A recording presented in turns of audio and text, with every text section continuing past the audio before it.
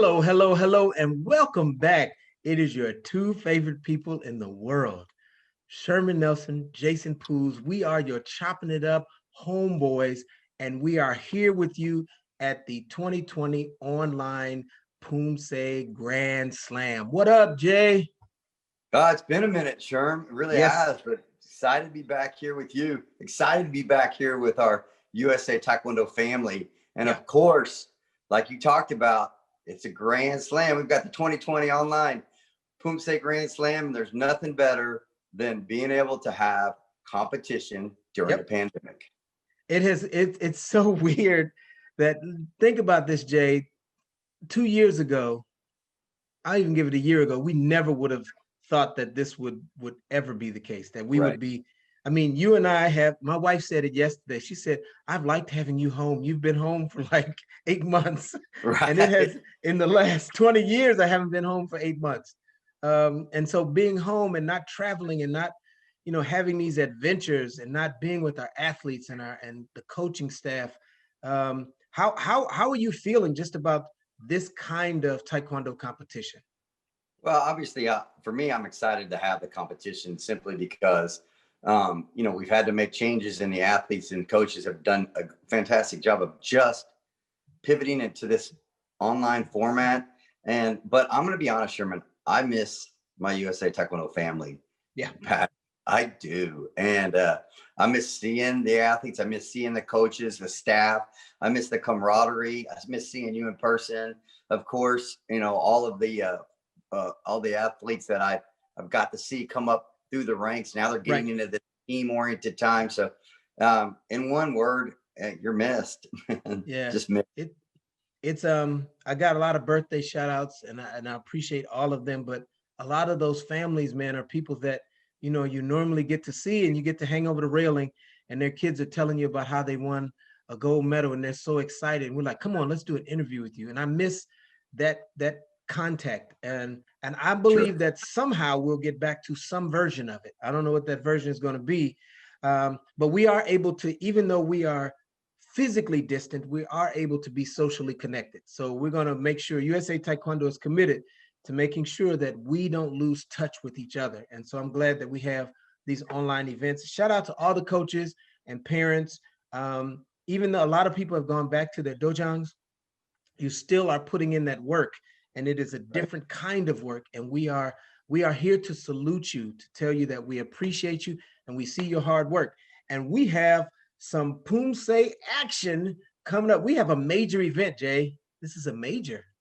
Yeah, it's impressive. A 16.0 major event for that pathway to that Poomsae national team, which obviously when we can compete, those guys are going to get the opportunity to travel and compete for Team USA. But 16-point major, I'm going to say it one more time. 16.0 major event. And 1. That's 16. It's really that's important. A lot of points. Very important competition. It is. It's a super important competition. One that I know that the elite of the elite are competing here. So looking forward to seeing your competition and your ability to go out there and again in a different setting, but ultimately perform at a high level. So Sherm, tell us what division, who we got going here in episode 1. This is episode 1. This is way better than the Phantom Menace. This is way better than that. There's no Jar Jar Binks going to appear in this episode 1. We have the youth male, the under 30 female, and then the youth female. We gave you enough for 1 episode, but we have 5 episodes. So we are going to be back to make sure you get everything you're looking for. Youth male, under 30 female, youth female. So those are our 3 divisions in episode 1. Jay, what Poomsaes will they be expected to perform? Yeah, no, this is prelims, so they're going to change each round. So let's talk about the prelims and the Poomsae. For the youth male, they will compete with Taeguk 3 and Taeguk 8. That is the youth male. The under 30 female, they will do Taeguk 7, then Taeguk 6. And the female youth competitors in their prelims will start with Taeguk 4, move down to Taeguk 3. Those are the Poomsae we're looking forward to watching here in the prelims. Of course, they'll change in the semis, they'll change in the finals, and then ultimately you'll have some champions here at the 2020 Online Grand Slam Yep. later down the road. But Sherm, we're going to take it out the competition. So let's not even hesitate. Good luck to everyone competing here today in the prelims. And we look forward to seeing you on the other side. Listen, Jay, I want to give a shout out. I have a buddy, Gregory Walston.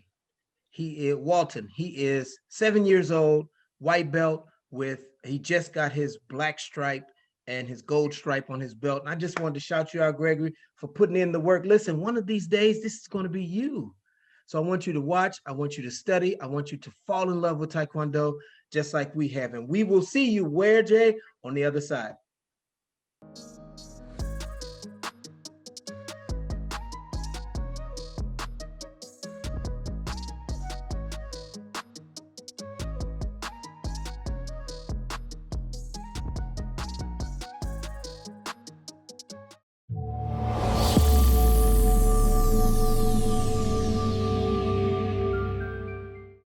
Chopping it up with Jason and Austin Young from Phoenix, Arizona. This is USA Taekwondo's Grand Slam virtual Poomsae competition in Austin. Thanks so much for spending some time with me today on this interview. No problem.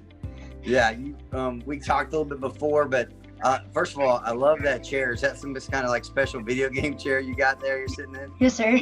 Man, that is special. That is way better than the one I'm sitting in. I want one of those for sure. Kind of let's get to it though.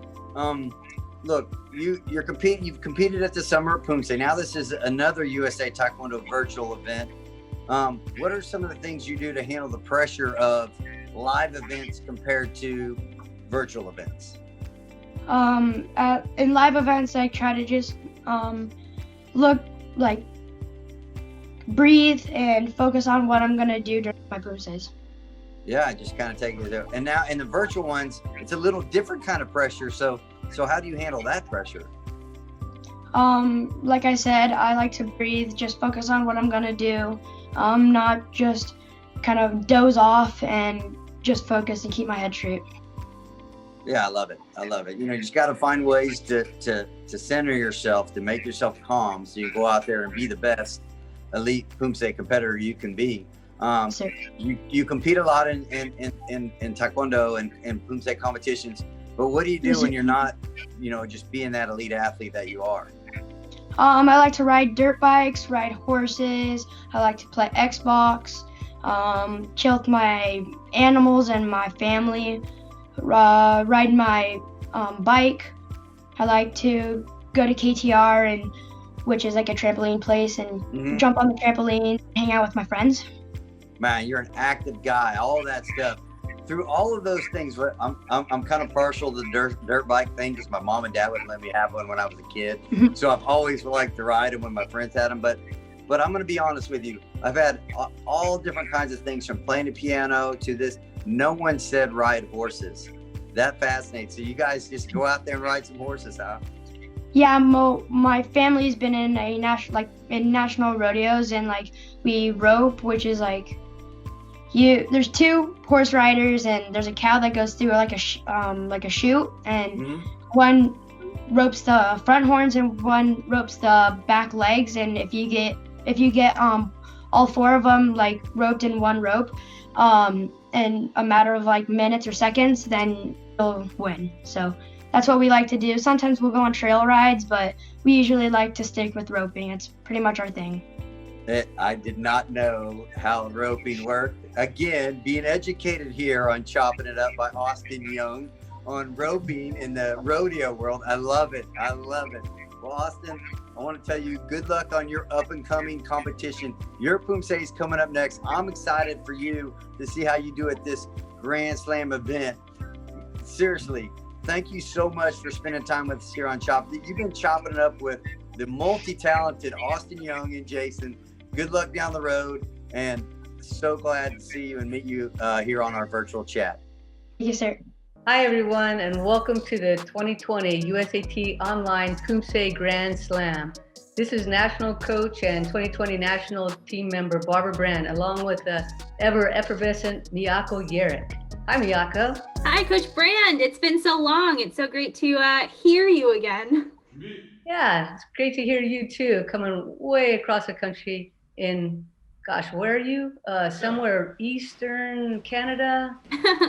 I'm in Maryland, so all the way on the East Coast, and Coach Brand is staying safe all the way out there in California. Right, and today we're ready to start the action with a youth male 10 and 11-year-old division. This division is going to be performing Taeguk 3 and Taeguk 8 in the preliminary round. Ready to go, Miyako? Let's do it. I'm so excited. There's only a few divisions that have prelims in this youth male division here. We have 23 athletes, so I'm excited to see this kicked off, and that was our very first athlete. And this was Austin Young from Arizona with a total score of 6.13.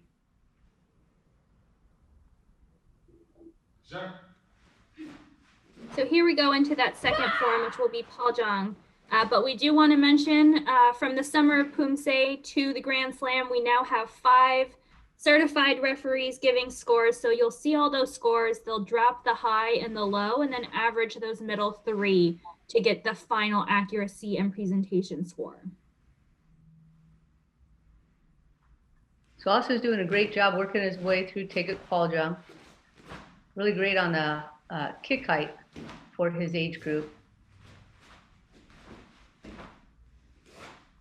Yeah, we've seen a lot of forms through the Summer of Poomsae, but now Grand Slam, I think the caliber is probably going to be higher. We see the divisions are a little bit smaller, so some high-level competitors here. We should see fairly good accuracies and some differences in the presentation, the styles that athletes choose. But I'm excited to see some top-level competitors here this whole week. And Austin Young out of Arizona Pride receives a score on a second Poomsae of 6.13. So you can see all the accuracy scores there to the left, presentation to the right, and he gets a total score of 6.133. And although you see 5 scores there, the high and the low are dropped, and the remaining 3 are average. This is Felix Aoyana, and Felix is out of Korea Taekwondo Center in New Jersey. He's coached by Master Ji-hoon Kim. I'm sure these athletes appreciate doing Taeguk Samjang. It's the last of the 3 foundational Poomsae, the first 2 being Taeguk Iljang and Ijang. And most students feel very confident with these 3 Poomsae, and to get one in the preliminary round must feel very, very good. Right, there's not a ton of moves. Felix here definitely taking his time. He has a slower tempo and approach, but very clean and good stops at the end of each segment. So different approach than Austin took at the very beginning. So we'll see kind of how the judges think about that in the presentation score. Right, every coach probably has a different strategy with this, right? What is viewable on the screen as opposed to in person? So Felix ends up with a first score of 6.17. So we might see some coaches strategizing to slow down the movement a little bit. Some will be asking the athletes to maybe pop the endings a little bit more. And then when we see him coming straight toward the camera, wanting to make sure that he has other things in place, because each of the referees have the center referee view, which doesn't ever happen, of course, in person. Every one of the judges is in a slightly different place, some in the front and some in the back. But in this case, everybody has a center view. Right, like we talked about during the Summer of Poomsae, coming directly towards that camera, you almost have to cross some moves over a couple inches to make it look like it's coming directly at the camera. So I do think that just in the first 2 athletes so far, we're seeing some good attention to that. So hopefully they've picked up some tips from the Summer of Poomsae, watched those videos, and then now are applying it here in this Grand Slam event. Yeah, so Felix stayed consistent with that pace that he started off his performance with Taeguk 3 with. And for his second Poomsae, his score's rolling in right now at a 5.93, so a little bit lower than that first score. Again, you can see the accuracy off to the left, followed by the presentation score, and the total to the right. So he finishes with a score of 6.05. And looking at the order of these 2 forms, we have Taeguk 3, like you mentioned, one of those foundational first 3 forms. I would expect scores to be slightly higher on that one because Paljong, the second form, is much more complicated. There's just a lot of moves that could get deductions. So getting a nice high score on the first form will help their average score stay high.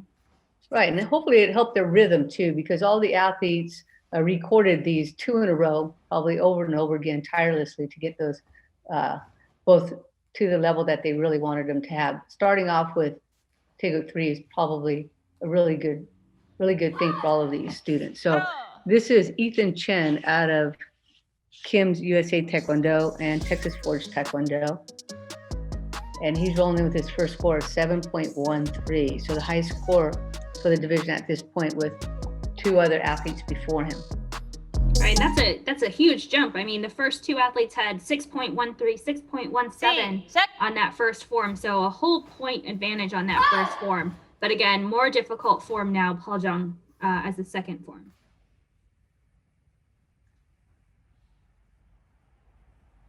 And the order here, normally prelims, in the past used to be randomized, but we currently have a ranking system. So athletes who competed in the Summer of Poomsae and in one of the NCTA online tournaments, so far the only 2 ranking tournaments, are able to get points, and this is the order that we're seeing the athletes in. So the top ranked athlete will be going last in this prelim round. Again, this is Ethan Chen out of Texas, finishing up Taeguk Paljong. And while Taeguk Samjong or Taeguk 3, their first Poomsae, was on the easier end of the continuum, Taeguk Paljong is on the other end of the continuum. They haven't known this Poomsae for as long as Taeguk 3. So probably, like you said, we'll see some lower scores in the second Poomsae. And there it is, 6.8 for the second form. I do have to tell you though, Coach Brand, Ethan broke his arm and only took up Poomsae as a way to stay active during the pandemic. So he learned all of these required forms through Zoom, and he just did a really great job. Wow, that is great. So he ends up with a score of 6.967. And this is Jungwoo Kim out of New Jersey. He trains at Black Belt World.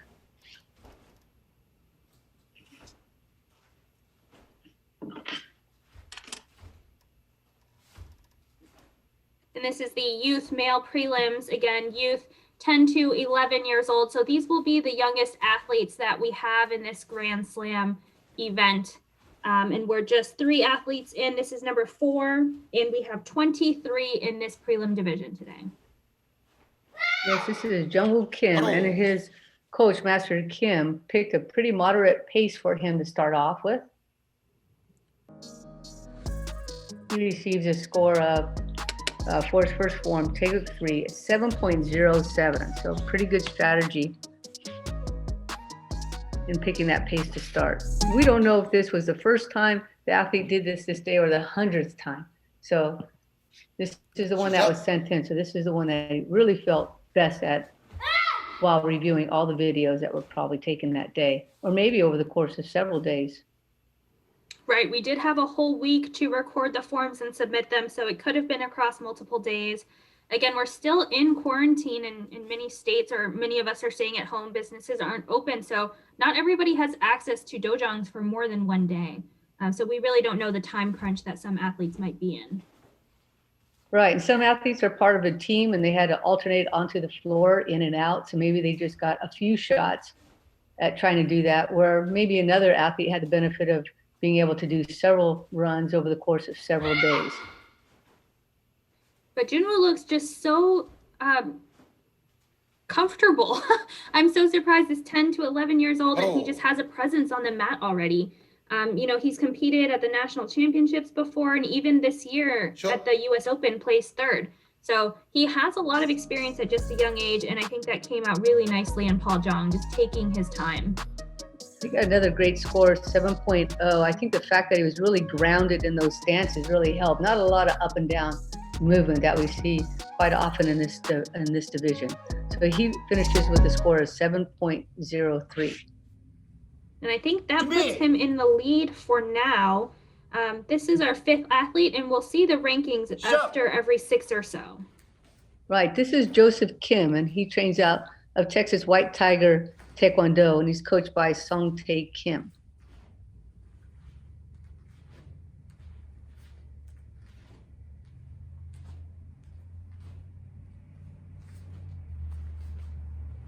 Nice, flexible, yeah, look at high that. kicks.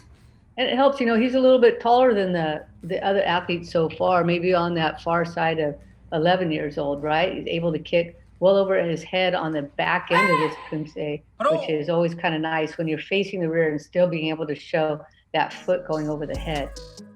Right, that's definitely something we look for as they're going away from the camera, since we can't see some of the arm placement. And Joseph gets a 6.9, so a good score, definitely up there with the athlete so far. Stop.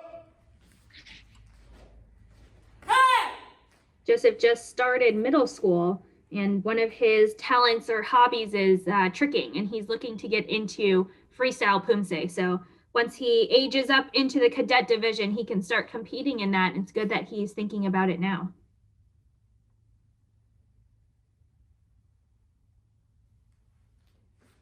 Yes, that first division for him as a freestyle athlete will be at age 12. So if you're a youngster watching this episode, maybe that's something you want to think about too. 12 to 17 is the first division for freestyle. Right, and that's very different from recognized poomsae. Right now it's every 2 years, right? 9, 10, or 8, 9, 10, 11. Then you have 12 to 14, 15, 17, so 3 years in there. But for freestyle, 12 to 17 is all one division. So you get a lot of time to learn and practice and train in that division before you age up to the 18 plus.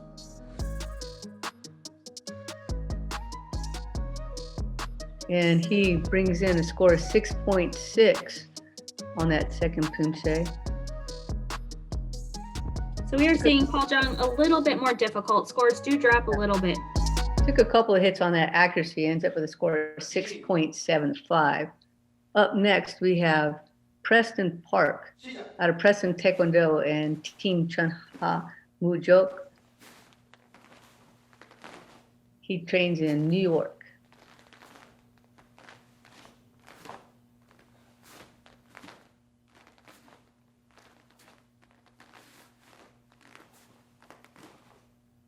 He has a very good proud chest, I would say. On all of the stances, you can tell the chest is forward, shoulders are back.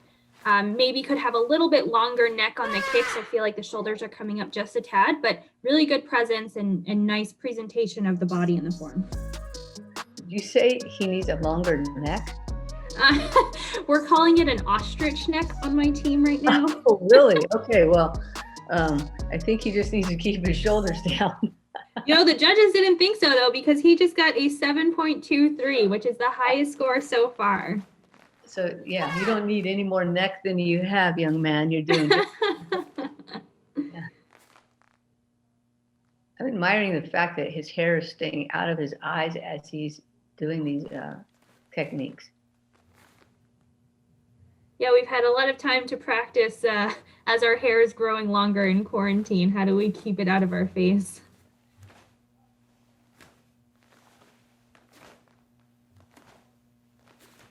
Little bit of a bounce here in the front kick bar. It is definitely one of the hardest bars in Paul Jung, all those front stances from the tiger stance, trying to keep the shoulders down, base leg locked. And he's doing a really good job, but I think could just, again, shoulders down a little bit because he has really great flexibility.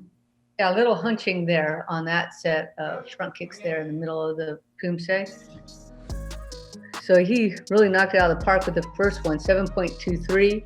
But this one dropped significantly due to some accuracy issues there. You can see he took some hits on a few of those accuracy scores. And he ends up with a 7.067 though. But according to, look at that. He's right in the first place, I was going to say. He's followed by Jong Kim, Ethan Chen, then Joseph Kim, Austin Young, and Felix Avellana. So up next, we have Peyton Young out of Eagles Taekwondo in Southern California. And like we mentioned, this order is based on the ranking points, so we can expect the last athletes to be ranked the highest. But because there have only been 2 events so far with ranking points, I believe that's true. Correct me if I'm wrong. But because of that, there's not a ton of opportunities to get points. So we could get really great athletes anywhere in this mix.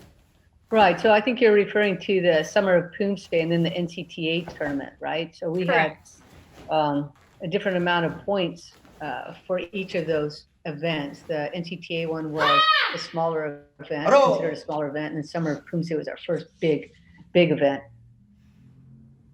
But this one here, this Grand Slam, affords the most points for athletes, and we'll talk about that in just a moment. Peyton's first score is 6.7. So look at that. Wow, big difference between those accuracy scores. One way up at a 3.5, and I think one of them was down there at a 2.7? I missed it, but with the 5 judges, they're not crossed out for us, but they are dropping the high and low. So if you do see that massive spread, take off the high and low if you're calculating on your own time.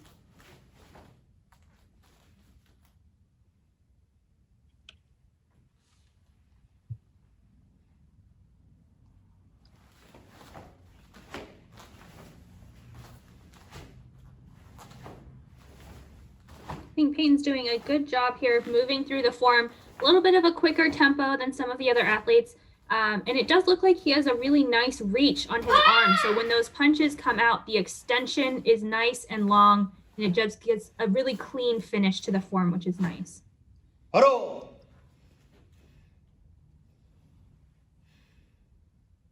Sure. Good. Again, that was Peyton Young from Eagles Taekwondo in Southern California. He's coached by Master Jung Jin. And he rolled in his scores for the second Poomsae, Taeguk Paul Jung, 6.8. And that is higher than his first form. So really great job boosting up and getting a higher score on a difficult form. Combined score of 6.75. So I think that ties him with Joseph Kim out of Texas. Right, so when that happens, we will go to presentation to figure out who will take the higher position. So up now is Daniel Kim from Arizona Taekwondo. You can see him with a big air track in the back, making sure he has that nice solid background to finish up that, to kind of cover up that mirror behind him. And he had a great front kick position on that last front kick that he just did. You can clearly see the toes pulled back, clearing his head here on that last bar, like we mentioned. Not a lot to see going on except an elbow thrust and maybe some toes. So great job there, giving us something to look at. Wow, good score, 6.93 on Taeguk Samjung.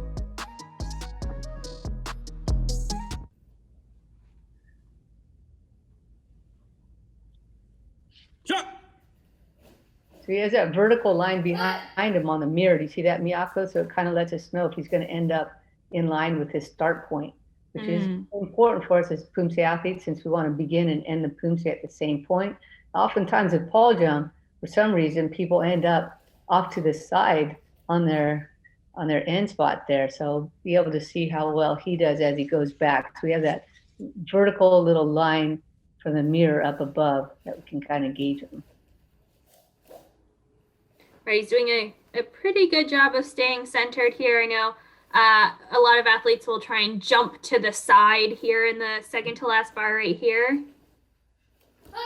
Have you ever had right in place? Have you ever had to do that, Miyako?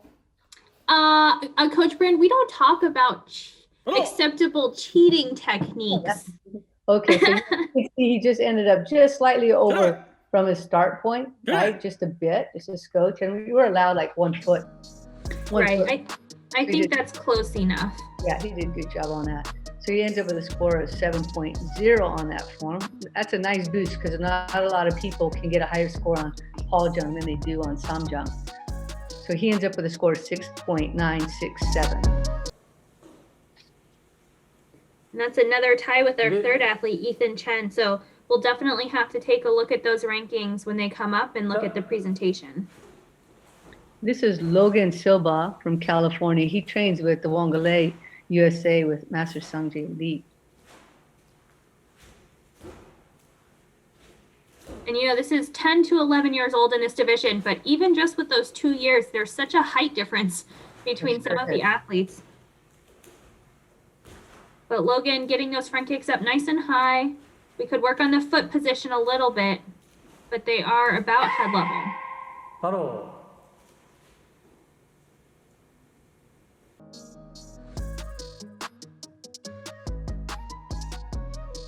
and he gets a score of 6.37. That seems about right for that Poomsae, about his skill level at this point. It's nice to see him out so young, just 10 and 11 years old.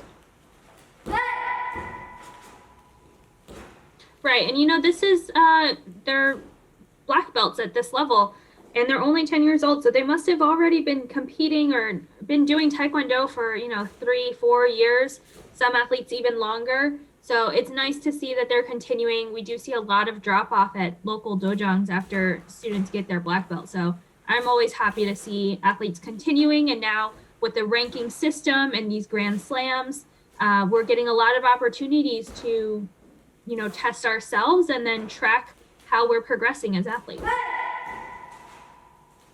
Right, this is a good tournament to jump into. This is our first major tournament, our first huge tournament in USA Taekwondo. Moving in alignment with our new Poomsae pathways. So that was Logan Silva out of Dewangale, and he receives the same score here for the second Poomsae that he did for the first. I'm guessing his total score is going to be very close. Yeah, 6.367. So all the athletes here are trying to move closer to being the dominant athlete for their division, and if they are the dominant athlete after a series of upcoming tournaments, then there'll be no need for a team trial in their division. They'll become the U.S. team member. Right, so this whole process, the pathways, the goal is to try and make the national team, right? So if the 2021 national team selection procedure, by winning this major, you are banking one win for yourself. And to become a dominant athlete, you need to win 3 majors or win the rankings point and 2 majors. Right, so let's see the score coming up here for Connor Wang, 6.53. Connor is with Ictus Taekwondo, and he's coached by Master Sungjin Lee. He's off to the races with Taeguk Paljung. They're pretty quick pace, quicker than some of the other athletes in the division. Yeah, especially on the transition. Sometimes those, you know, 270 transitions can be difficult, but he's taking some long stances here in a pretty quick transition, pretty clean as well. Could have a little bit bend in the front knee on some of the front stances, but look at that front kick, really high. Yeah, great flexibility. And we need to look a little bit at the foot position there with the kick, but really great potential. Yeah, we're seeing the elbows come out a little bit on those front kicks as well. So some accuracy things to clean up, but a lot of great components. And I think, you know, give him a couple more years and he's going to be right up there with the best of them.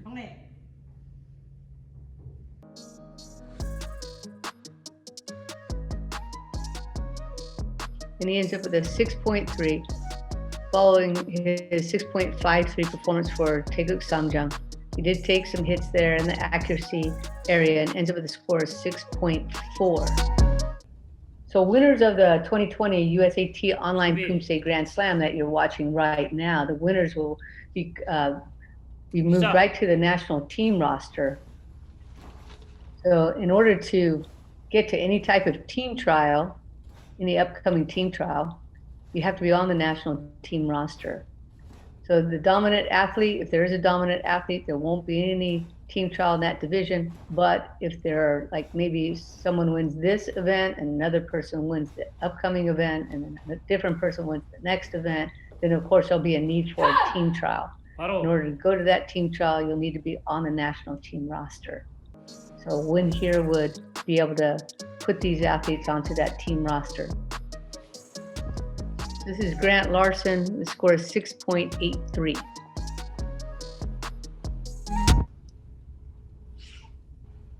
Right, and there are other majors as well, Coach Brand. So the Grand Slam counts as a major, but I believe the US Open counts as a major. The National Championships counts as a major. And then any WT ranked event above a G2, I believe, also counts as a major. So do check out the Pathways documents, but there are a lot of ways to win a major. And again, to be a dominant athlete, you need to win 3 majors or be the top ranked athlete, which counts as a major, and win 2 additional majors. Good. So this is Grant Larson working his way through Taeguk Poljang. He trains at U.S. Taekwondo Center out of Aurora. So we'll probably, I'm guessing, see a lot of athletes from this club. We saw quite a few in the summer of Poomsae. Right. So- And, you know, it's so great, Colorado. They have so much space out there. So you can already see here with those spots marked off for social distancing practice, they can get a lot of people in there to work out even during the pandemic. He gets another 6.83. It's a very good score. Yeah, he finishes up with a 6.833. And next up, we have Calix Kalimlim from Flying V Martial Arts. He's coached by Master Vincent Vienna.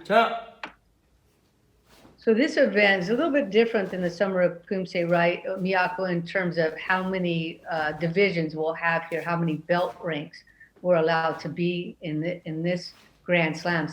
Since it's a major, we only have selected amount of divisions in this group. So we don't have 6 to 8-year-olds, for example, in this Grand Slam. We don't have 8 and 9-year-olds in this group. And talk a little bit about the belt colors in this event, Miyako.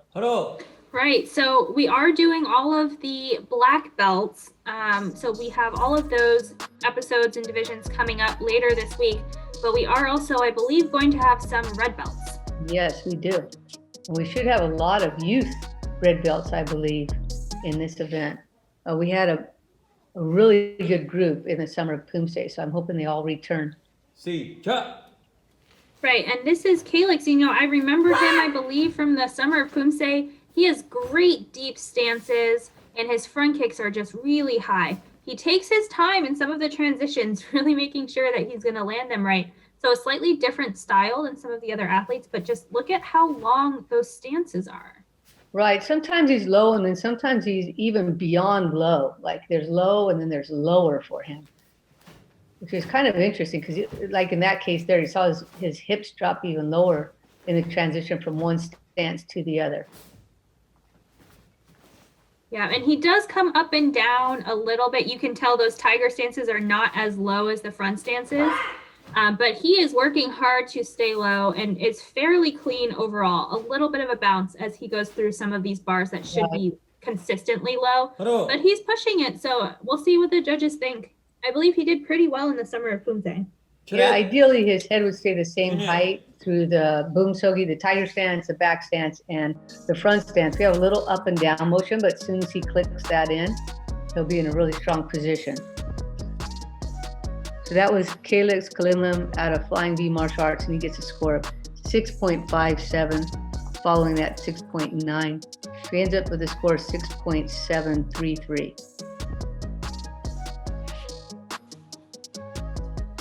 Well, let's talk about the winners.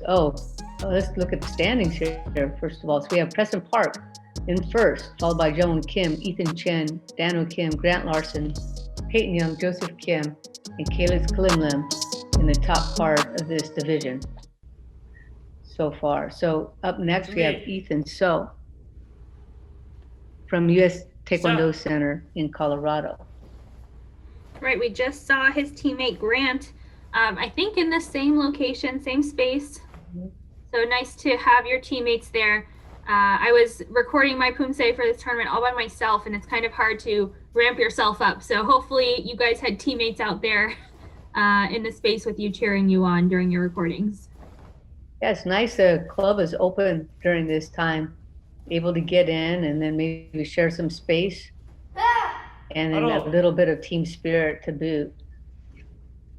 So let's see what Ethan's first score is coming up for Taeguk Samjang. So he received a score of 6.6. So the winners of this Grand Slam will also receive a place in the academy. So those athletes in the academy will be able to attend upcoming camps in 2021. We're really not sure when those camps will be able to be scheduled because of COVID and the limitations within COVID, but that is definitely our plan. That once everything with COVID becomes more clear, those events will be able to be scheduled.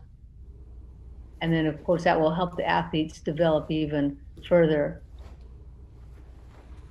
Right. What's so nice about these pathways is that it really offers opportunities to try and make the team. So not just, the top level athletes, but if you can get it into the athlete academy, then you get to go meet with the national team coaches. You get to train with other top level athletes. So it really just can help you bump up your game, especially that we have so much time right now to focus on Poomsae. It's hard to have, sparring virtually, but with these Poomsae tournaments, you have lots of chances to compete and then measure how you're doing and then work on any kind of progress. So that was Ethan So finishing up Teo Paljong with a score of 6.23. And like a lot of the other athletes are doing a little bit better on the first form than the second. He ends up with a score of 6.417. And here's Charles Matthews from Minnesota. He trains at the World Taekwondo Academy under Master Ho.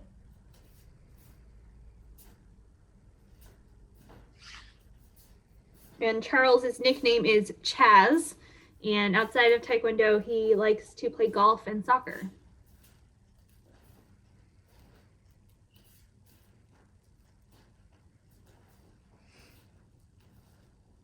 I do think the camera's a little bit far away. If we have tournaments in the future, you can be a little bit closer so that we get a better view of the athlete and all of the different techniques that we're doing.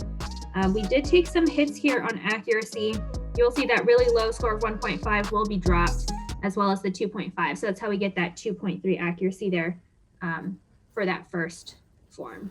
Yeah, some event organizers are even requiring a certain distance for the camera to be set at. So it seems like that this online virtual kind of tournament is really becoming more and more refined as we're going. So they're specifying how many mats from the camera a person needs to be and where the camera needs to be focused. And it kind of makes sense, right? Because then everybody's on an even playing field. The camera's not tilted up or it's not cockeyed, it's not too far away. It gives a clear view so that the referees, retinas don't spin out of control as they're trying to judge this event.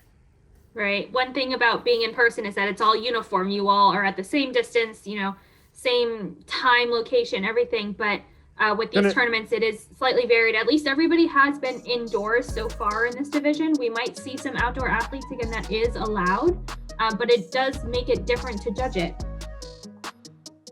So Charles, or Chaz, I should say, receives a score of 4.97 for Taeguk Paljong. So a total score of 5.25. Up next, we have Maximilian Jung from New Jersey. He trains with Apex Tigers under Master Giduk Gun.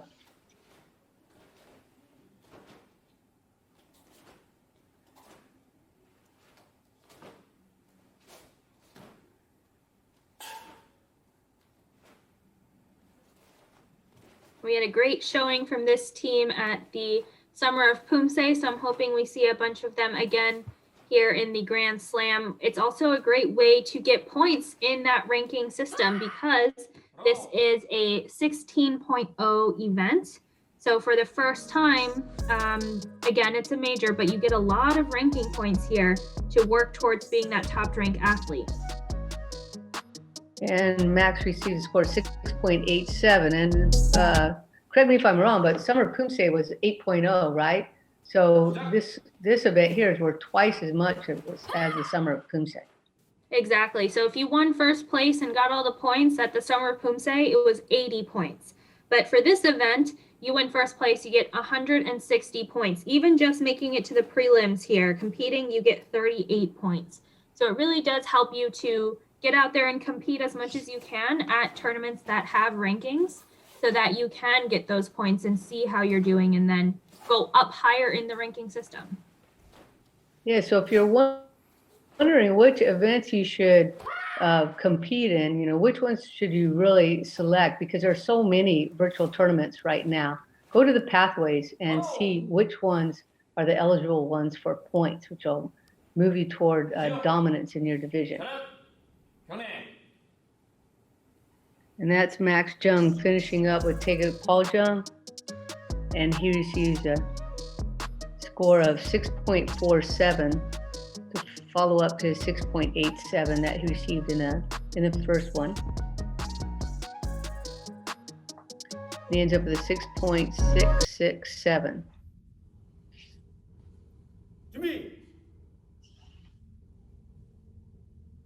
And this is Matthew San Anton out of Virginia, Kim's Masters United Taekwondo Center.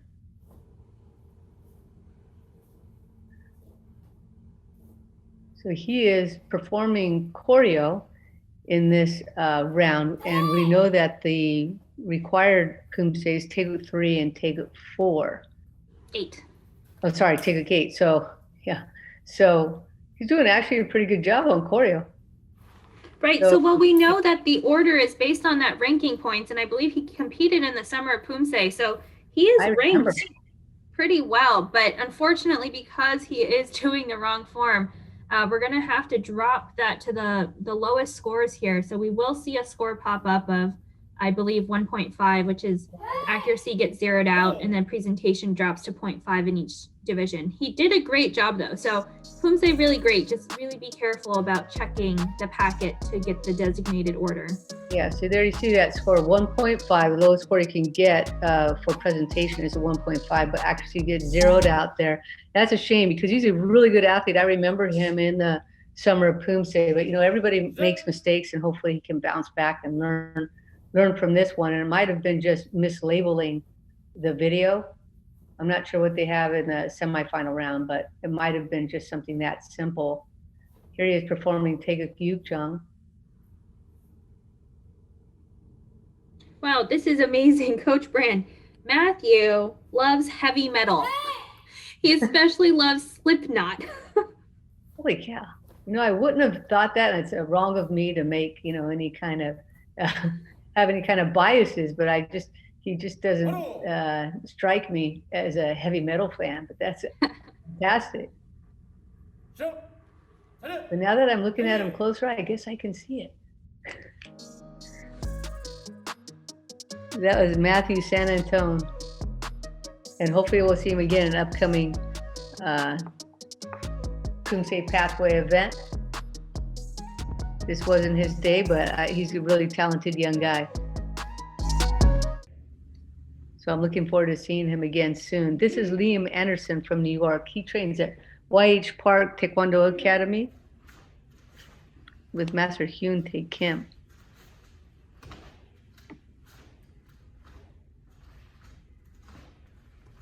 Coach Brand, we're already down to the last 7 athletes here in this prelims. It's going by so quickly. It really is. You and I are used to being together in commentary for what seems like months and years at a time. This is just zipping by. Yeah, again, 23 athletes in this prelim division here for the youth male. So it's nice and quick, not as many athletes as we had in the Summer of Poomsae, but athletes who really want to try and improve themselves and advance. And Liam here getting a 7.07 on his first form. He finished 7th, I believe, in the Summer of Poomsae. So nice to see him come back, get ranking points at both of these events. I think that score is the same, if I'm not mistaken, as Jungwoo Kim, who is currently in first place, if I'm not mistaken. So doing a good job. Am I off on that, Miyako? I think there might be one. I think Preston might be in first, but Junwoo. Oh, that's right. With a 7.23. That's right. So that's right. Preston got a 7.23 on this one, and Jungwoo got a 7.07. So he tied with the second place finisher. But we only have 2 athletes with that combined final score in the 7s, and both of them just barely in it by hundredths of a point. So if Liam here can, keep another score like his first one, he's going to be up in that top 3. Hopefully the hair didn't impact his score. If he could just maybe gel that back a little bit to get it out of his eyes, I think the referees might appreciate that a little bit more. So Liam finishes with a 6.73 for the second Poomsae. Now that is definitely going to impact those standings. He ends up with a 6.9. Still fairly high. He Me. should make the cut into semis. Oh, Again, we definitely. have 23 athletes, so we'll round that Yep. up and take half. So we'll take the top 12 athletes into semis. Wow, Right. I remember Jace. His front kicks are just at his face. Right, so this is Jace Yee from Virginia. He trains with Ichthus under Kim's Masters United Taekwondo Center. So he trains with Master Charlie Kim and Dennis Kim. Yeah, those front kicks are definitely the highlight of his form for me. His body just barely moves. There's no punching in the back or shoulders. So really great performance. Jace coming in 6th place in this ranking system. We'll see if he can jump up any spots here. Right, I think he won U.S. Open in 2020. So That's correct. Yep. 2020 U.S. Open champion and 2018 and 2019 Virginia State champion. well, he just got a Yep. big score, 7.33 on that first one. Wow. That is the highest score, I believe, so far for the whole tournament. Wow. There's a few accuracy issues going on with this one, with some of the stance work and arm position and those that jump kick so far. So we'll see if the referees took note of that. Leaning back a little bit on this one. Yeah. Not sure about that, what he was strategizing there. Yeah, so on that 8 count, we really want to make sure the front knee stays bent the whole time at that 90-degree angle and that the back stays nice and straight up and you just turn at the torso rather than lean. So we'll see. That was definitely an awkward position, but it might have been, sometimes you tweak your back or something. So hopefully it's an easy fix. Somebody 10 to 11 shouldn't have too many back problems Sure. and he can fix that nice and easily. 경례. I may or may not be projecting my current back pain. I don't know if too many of these guys are seeing the chiropractor Miyako at this age. 7.03, pretty sure that's going to boost him into first place. Yeah. I think that's tied for some of the highest scores on this second form, but definitely puts him into first. Oh, look at that. So it sure does. And he's followed by Preston Park and then Jungwoo Kim, as we mentioned earlier, and then Ethan Chen. So there's the top 12 in the division, this youth male preliminary round of the 2020 USAT Online Poomsae Grand Slam. And those top 12 are who will be making it into the semis. So this second half here, up to 23, will not make it into the semifinals. But we're taking right now that score is a 6.417 to make the cut into semis with 5 athletes here left to go. Right, and this is David Gill out of Virginia. He's with U.S. Tigers Taekwondo.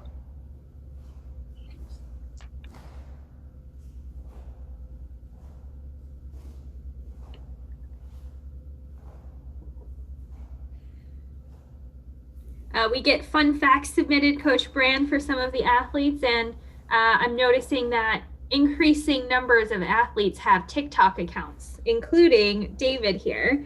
He likes to create his own TikTok videos, so maybe we can go out and find his TikTok account and see. I know some of the Senior 1 athletes, I've found their TikToks, and they have some great tricking videos and dance and Poomsae videos, so always fun to see our athletes express themselves. And here, a huge 7.20. That is big, especially at this point in the division.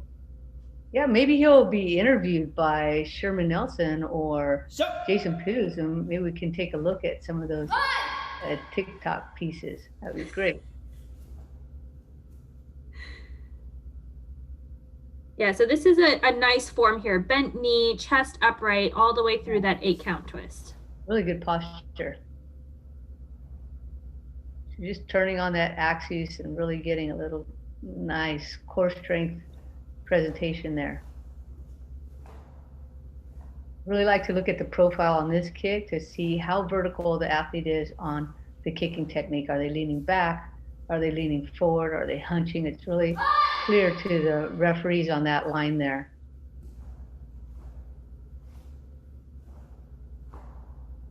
Yep, that was a really nice form. He came into the prelims ranked 5th, and I think for good reason. Here, I think these last athletes are all going to give us really good both forms. And it's David Gill out of US Tigers Taekwondo in Virginia. They're really solid Paul Jung, but his score did drop to 6.8. Yeah, we had a couple of judges, 2.4, 2.6 on the accuracy. One of those will drop, but the 2.6 will still drag it down just a little. But he finishes with a 7.0, so he's definitely moving on. Yeah, he's well above that cutoff that you mentioned, that 6.417 cutoff. So this is Wai Jiong from New Jersey, and he's out of Apex Martial Arts as well, coached by Master Gita Gun.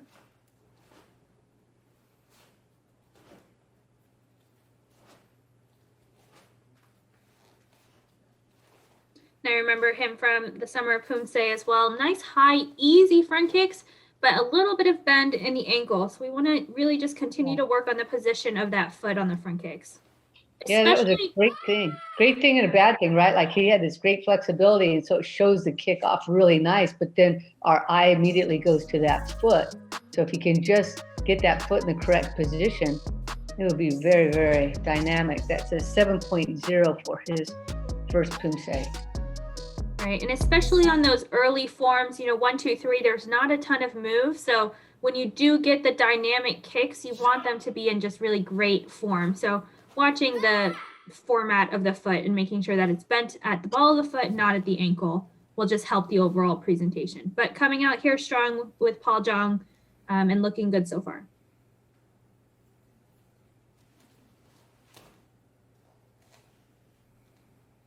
So a little bit of movement here in those stances as he's doing the 8 count. You do really want to try and stay solid, although keep your hips moving.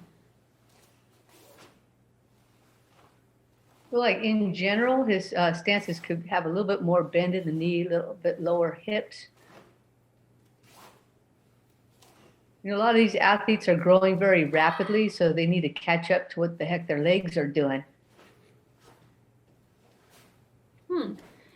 Wei Jing plays club soccer outside of Taekwondo, and he's recently been selected for the Olympic Development Program in New Jersey's youth soccer for the 2020 season. So that's really awesome. And I think that soccer is a really great outdoor sport. Maybe he was able to do over the summer. And here, a 6.83. So again, a little drop in the second form, but a combined score of 6.917 will get him to the next round. And this is Samuel Bay from Jongyang In Martial Arts, coached by Master Song Jong.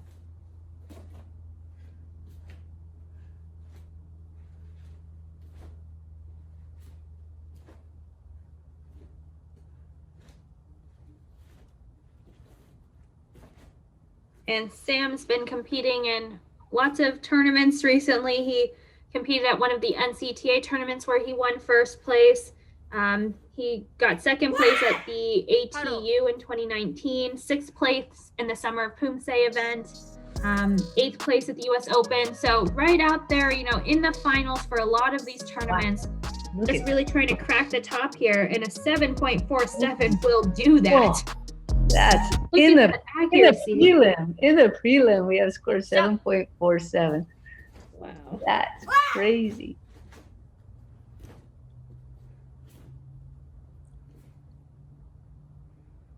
Right, and I think what's nice is you saw all those tournaments I mentioned.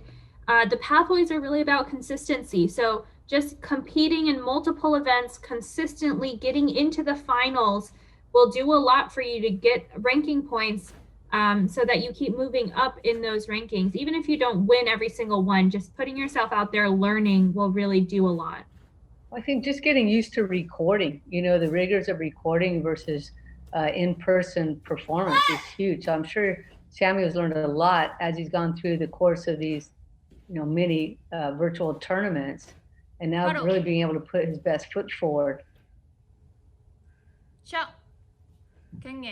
Right, these young athletes, black belts already 10 or 11 years old, and they're really doing great work here in these quarantine time. So I'm just really impressed. And wow, another 7.40, Coach Brand.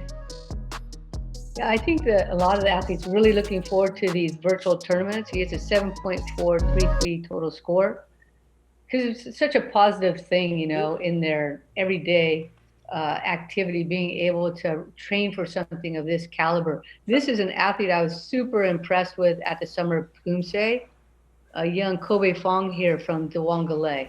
He had a really strong performance at the Summer Poomsae. Here he is, Taeguk Samjang. Of course, these last 5, 6, 8 athletes here, the strongest of that Summer Poomsae group. So everybody's looking strong today. Definitely good flexibility on the front kicks and good clean finishes. Two has techniques. We're not seeing any of the extra little wiggles or movements in the stance or arms. He finishes and then it freezes. So it's a really great, especially on video, comes across really clean. So that's Kobe Fong and getting the score. Wow, look at this, 7.57. Oh, jeez. I was going to say, if it's going to happen, it'll be on Taeguk 3, but we just had Samuel Bay get a 7.4 with Paljong. So we'll see if Kobe here can keep up a similar high score on this more difficult Poomsae.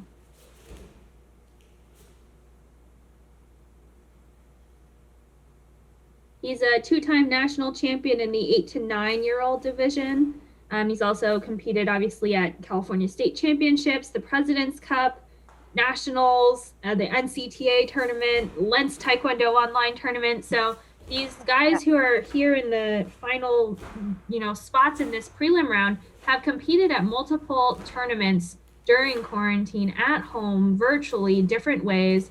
So I think definitely coming through, just very clean, getting good performances and recordings out on these both forums. Again, first forum was recorded, 30-second break, then the second forum, you have to stay on video. You don't see it in the show, but they did all of that in one go. I don't know if you caught that, but his second front kick out of that Poomsae was fantastic. His right leg was really pretty. 7.5 on that one. So it's kind of like the same thing that happened to Samuel Bay. Like there's a little bit of a drop between those two forms, but not much. So he's currently in first place at 7.533. And here's Silas Min. So he's the top seed here, coming out of North Carolina, Kim's Taekwondo Center, coached by Master Soo Young Jim. Or sorry, I apologize, Soo Young Kim.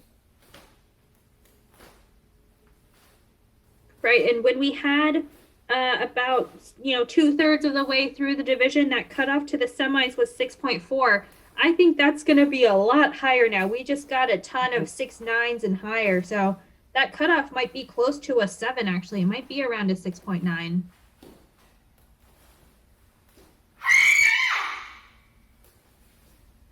That last stance a little bit crossed over. Not quite in line with the camera, but we'll see. It looked really great, really clean. Not as strong, but very good presentation for a 7.3.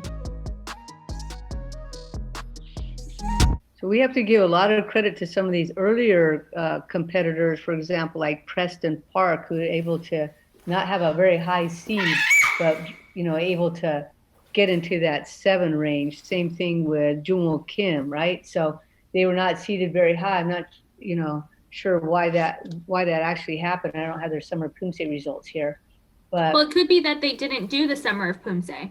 So if you didn't compete in that tournament or NCTA's tournament, the only 2 ranked events so far, then you don't have any ranking points yet. But that's what's great is that now coming in, they'll move on to semis and get a lot more points, maybe even make it to the finals. Right. So for them with nothing and maybe not much experience coming into this virtual world here of competition, that's what I meant to say. And then all of a sudden they're boosting into the semifinal round without much experience. That's really good on their part. So this is Mila Singh finishing up with Taeguk Paljong. So he got a 7.3 after his first form, Taeguk Samjang. And this is the last form for this prelims round. And he does drop a little bit there on the second form. So he'll finish 7.183. So here we are. Wow, look at this. Our standings here in the youth male preliminary round. Kobe Fung in first place, followed by Sammy Bay, JC, Silas Min, Preston Park, Jungwon Kim, David Gill, and Ethan Chen. Those are the top 8, but we're taking all 12 to the semifinal round.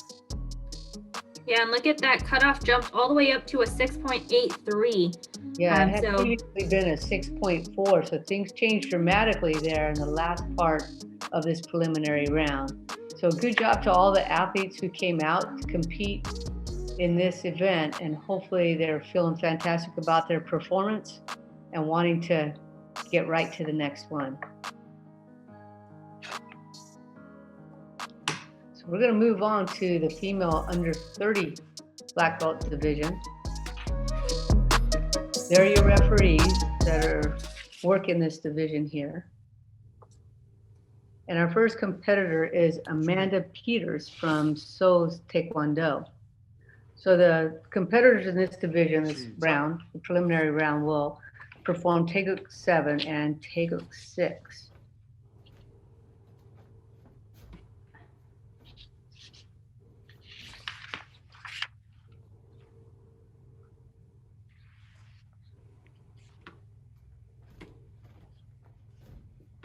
So Amanda trains in Pennsylvania under Master Kathy Doe, who's actually in Florida. So this is kind of an interesting relationship. Wondering if they're doing their training all now virtually. Right, it does allow you to be in touch with coaches from all over the country, not maybe just your local dojang. So it does open opportunities.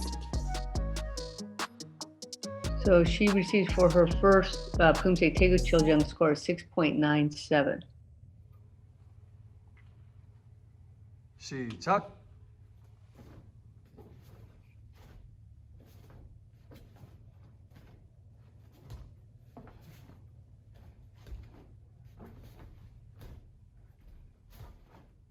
So in this division, it's the under 30 female prelims. It's the largest division of this round, of this set of videos. We have 27 athletes.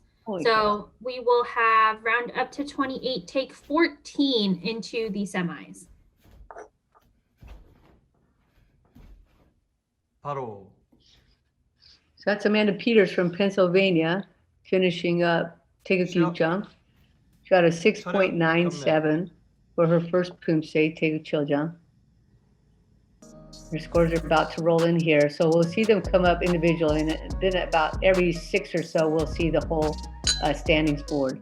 So she did a little bit better on the second one. Good job with the score of 7.0.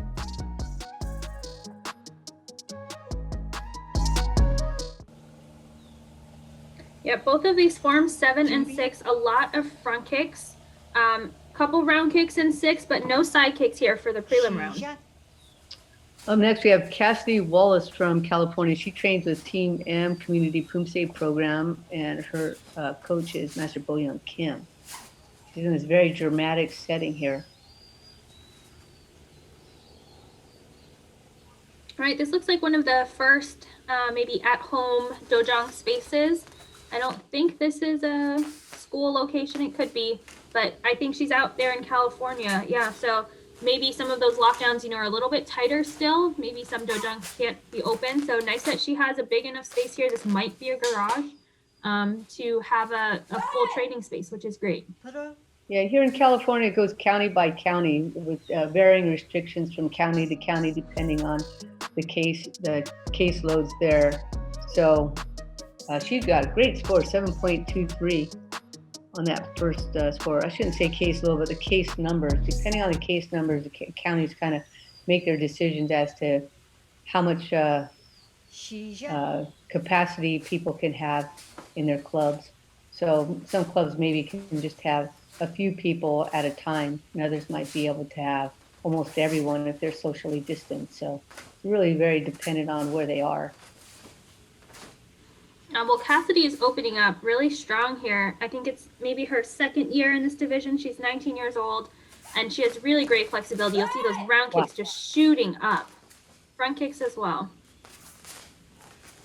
And Cassidy is, known for her freestyle. She was interviewed at the Summer of Poomsae, competed in freestyle division. Unfortunately, I believe in that interview, she said she injured herself and wasn't able to do her recognized Poomsae recording. So happy to see her compete here in this division this time at the Grand Slam.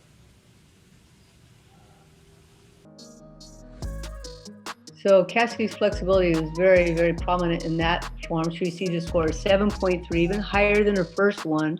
She got a 7.23 on that first Poomsae taken chill jump. So she's going to finish up with a 7.267. So this is going to be interesting to see what happens, how high these scores are going to climb, Miyako. Right, and like Cassidy, she didn't get to compete in the Summer of Poomsae, so she might have come in with no ranking, but very talented athlete. Here's another one, Catherine Baker. I'm not sure I recognize her from the Summer of Poomsae, but opening up with huge vertical front kicks. Yeah, she trains at Pure Taekwondo, North Carolina, under Master Minky Song, a competitor himself. So it's kind of great that there's going to be probably multiple athletes from this site.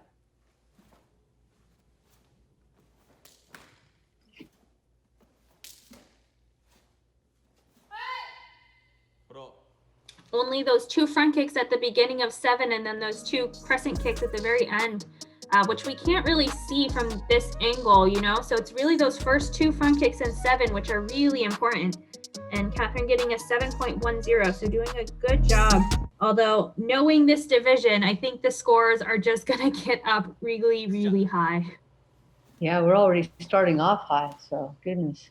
I thought the youth finished pretty high. They were climbing up at the end, but this is already right out of the gate, we're up pretty high. There's a few accuracy issues coming here with that high block, which is a little bit too high. Right, and on that first round kick, her body barely moved. Let's look at the second one. Oh yeah, wow. Really flexible.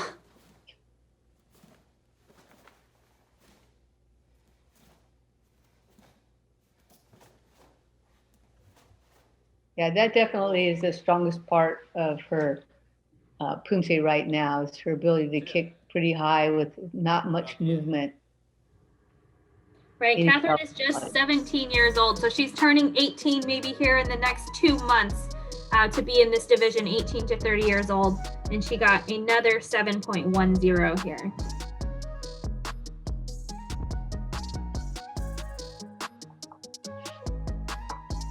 So she's now currently in second place, with Cassidy Wallace in first, and Amanda Peters just behind Catherine.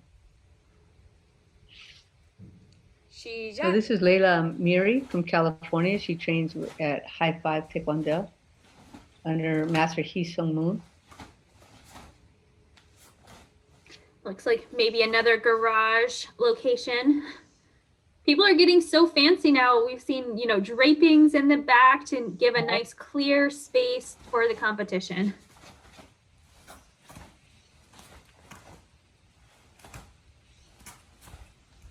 Layla also just 18 years old, just aging into this division maybe this year. And so lots of time, but also opening really strong. And her dojang is 2.5 hours from her hometown that she'll commute to weekly, but she does most of her training here in the garage. Wow, look at that. Great score, 7.5, the highest score so far in the division from Layla Amiri. It's always interesting to get a glimpse of people's lives here as we're looking into their training spaces. See quite a few trophies off to the side. That was a great kick there. Nice. Yeah, I think her round kicks might be better than her front kicks. I mean, her front kicks are not bad, but they're not quite as vertical as some of the other athletes. I think Cassie was just, really high, but her round kicks were beautiful. See the second one here. A lot of extension, feels comfortable extending them. The recovery is not quite as strong as the extension, so maybe working on a little bit more balance would help her there. She's kind of cheating to get back to that mark, it looks like, trying to wiggle her way back to the left. Yep, I was going to say she needs to cut diagonally on that last bar to get back to where she started. A good try at a save there. A Yeah. little far. It's hard though, that last bar in 6, you're going backwards. Oh my goodness. 7.37 for Leila Amiri. So that first one really boosted her up. So she ends up with a 7.433 and into first place. This is Titania Thao from Minnesota. She trains at Minnesota Family Taekwondo and Rasmussen Co. Also competed in freestyle as well. Yep, and she was on the collegiate team in 2019 that traveled to Italy for the World University Games. So she was female team with AJ and Christy, and they compete. That's a really unique tournament where you compete both in recognized Poomsae, and then if you make it to the finals, you have to do one recognized Poomsae and one freestyle Poomsae. So different from most other tournaments we have, but she's talented in both recognized and freestyle Poomsae. Yeah, I really like that format, recognized and freestyle. It really shows a lot of strength in an athlete, and I think that might become the wave of the future at some point. So Titania ends up with a 7.2 on that first Poomsae, which would be a great score. It is. She's got the second highest score so far, but we got a lot of 7s in here. So let's see what she can do with this second form, Taeguk Gyukjang. Yeah, you have to unfortunately get higher because the lowest score so far is a 6.97.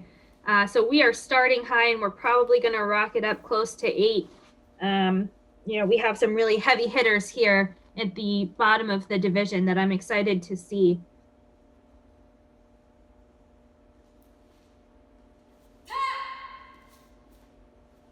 Good flexibility and good placement on the retraction of the round kick, nice and in line.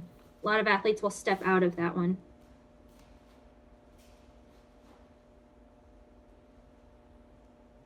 So she got to her mark a little bit easier than some do for sure. So Titania is going to wrap up this preliminary round with a score of 7.13 for Taeguk Gyukjang. And here comes her total score, 7.167.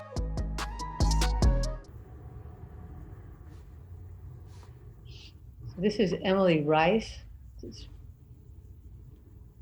Emily Rice is training at Force of One Taekwondo in Oregon. This is a really interesting setting here. I feel almost like it's a virtual background, but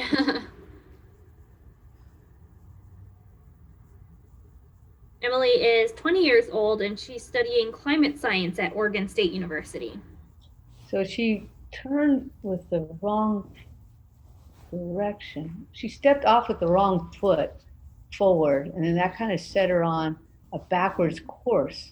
So this is really interesting because it doesn't seem to be bothering her whatsoever.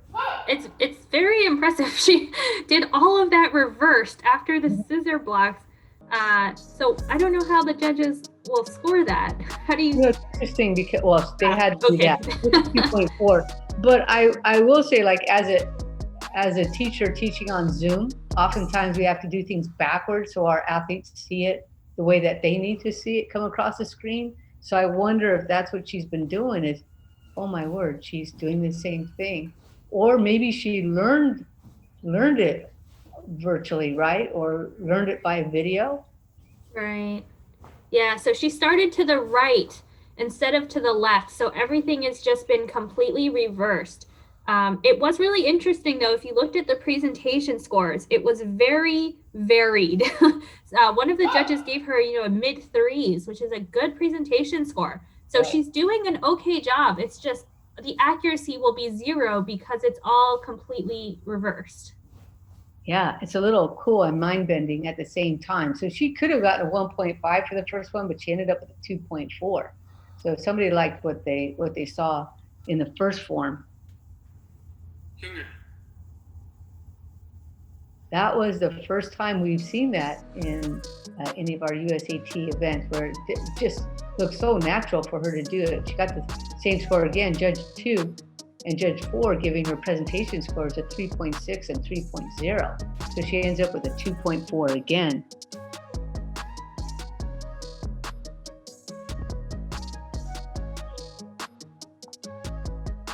So I really do wonder if she learned it that way by watching it on the screen and then just misinterpreting what was happening. That could have been what happened. This is Mimi Osuga, and Mimi trains out of CW Taekwondo at Boston from New York. So I'm guessing you're probably familiar with this athlete. Yeah, Memie is on my team. She just recently graduated from Harvard last year, and she is an aspiring CGI artist and animator. Wow. She does some really cool work with animation, and so I think it's really great to see some of the stuff that she's able to come up with. And a lot of our athletes are on the younger side. Again, this division is 18 to 30, Memie 22. So already sort of on the older side for the bulk age of the athletes, but coming out nice and strong, and competed in the ECTC league as well. So glad that she still gets to compete here.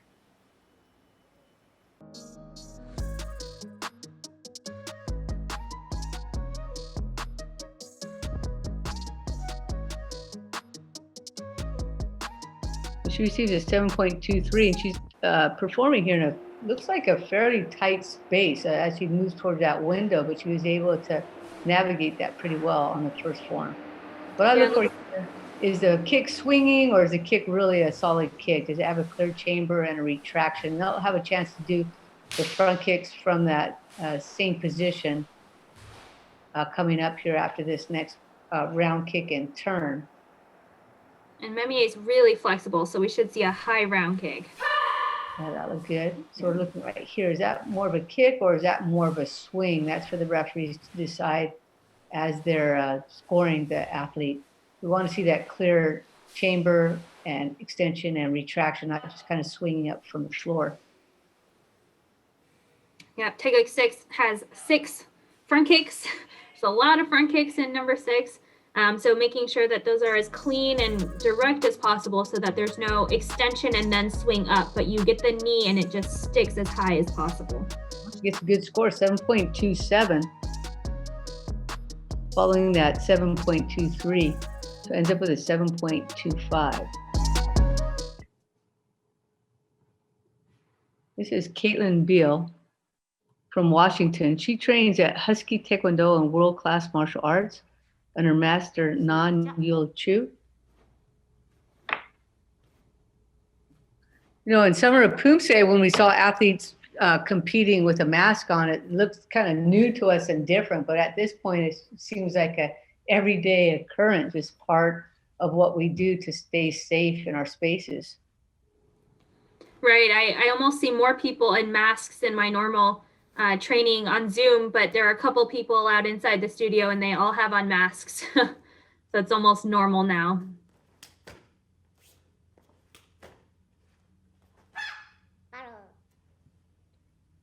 Caitlin goes to University UW out there in Washington, and she's part of the Husky Taekwondo team.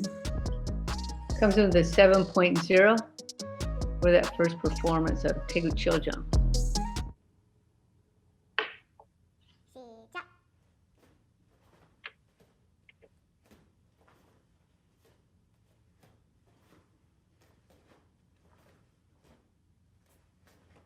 So a couple of heel breaks here. She's doing those transitions. It's always hard to come out of the front stances cleanly into another low front stance. So I think continuing to work on that, clean up some of the accuracy will help boost her score up a little bit, but a 7.0 is a very good score.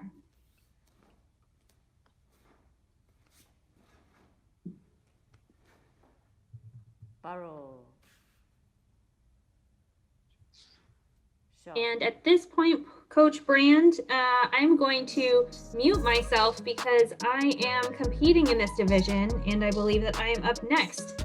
So I'm just gonna close my mouth and watch and cross my fingers. Wow, so Caitlin Beal ends up with a score of 6.93 with that second performance there and ends up with a 6.967. Up next, we have Miyako Yerick, and she looks like she's from CW Taekwondo at Boston. from Maryland here with her first performance here of Taeguk 7. I think this is one of her favorite Poomsae, if I'm not mistaken. She loves this one because it gives her a good opportunity to show off some core strength, as most of the athletes in this division really like, especially this section here where they can really get dug in and really show that stability as they're going from one line to the other. So that's certainly the case here for Miyako. She's finishing up Taeguk Chiljung here, trying to show that nice, clean, strong movement throughout the form with no gaps. You know, sometimes athletes start off pretty strong, then partway through the Poomsae lose a little bit of steam. So she ends up with a absolutely huge score there, 7.63. Wow. I believe that is the highest score in the division so far. So now off to the races of Taeguk 6. And I was mentioning here, does that look more like a swing to all of you, or does that look more like a chamber extension and clean retraction? That's what the judges have to decide. A pretty good height here on the front kick. Front kick definitely a highlight here, more so than the round kick so far. So let's see how she does here on this left round kick. See if she can get some good height. Yeah, pretty moderate height on the round kicks, but good balance throughout. And we see the front kick kind of sailing up a little bit higher. Get a little inward turn on this front leg foot. And that happens for a lot of the athletes here, not just this form, but like Taebek, that happens in, it's kind of an odd phenomena. Again, high score, huge score here, 7.63. All pretty consistent along the referees there. So she ends up with a 7.633.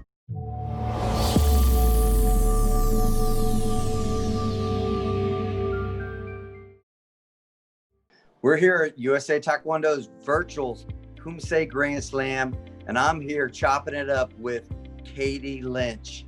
Katie, thank you so much for spending some time with us this afternoon. How you doing? I'm doing great. Thank you for inviting me to be here today. It's our pleasure. So let's talk a little bit about these Poomsae. This one is a virtual Grand Slam. Of course, we've had other competitions. You've competed in a few of these, what we call virtual competitions. What's your thoughts to this point? Yeah, so I think that these virtual competitions have been a really fun, yet new and interesting experience. I think over the last few months, all of us have had to learn how to adapt and how to make the best of our socially distanced world. You know, I live in New York City, so for me, the challenge was figuring out how to, you know, keep up with my Taekwondo training while, you know, we were the epicenter and everything was shut down and we were doing Poomsae in, you know, 1-bedroom apartments and studio apartments. So we're really grateful that, you know, USA Taekwondo has been able to figure out a way to have virtual competitions so, you know, we can continue competing at the caliber and keep up with our training, you know, while we all try to live apart. Right, almost, I mean, like such a crazy time, and yet you're still trying to find a way to keep up with that, ultimately with your elite level training. When you're not doing that training, you're not competing in these virtual competitions, what do you do in your spare time if you're not, I mean, for fun and work, the whole 9 yards? Yeah, so, you know, for fun right now, to stay sane, I've been taking extremely long walks through my neighborhood in Brooklyn, you know, trying to get outside a little bit. You know, also, you know, renting a car and going upstate and going hiking, that's been great.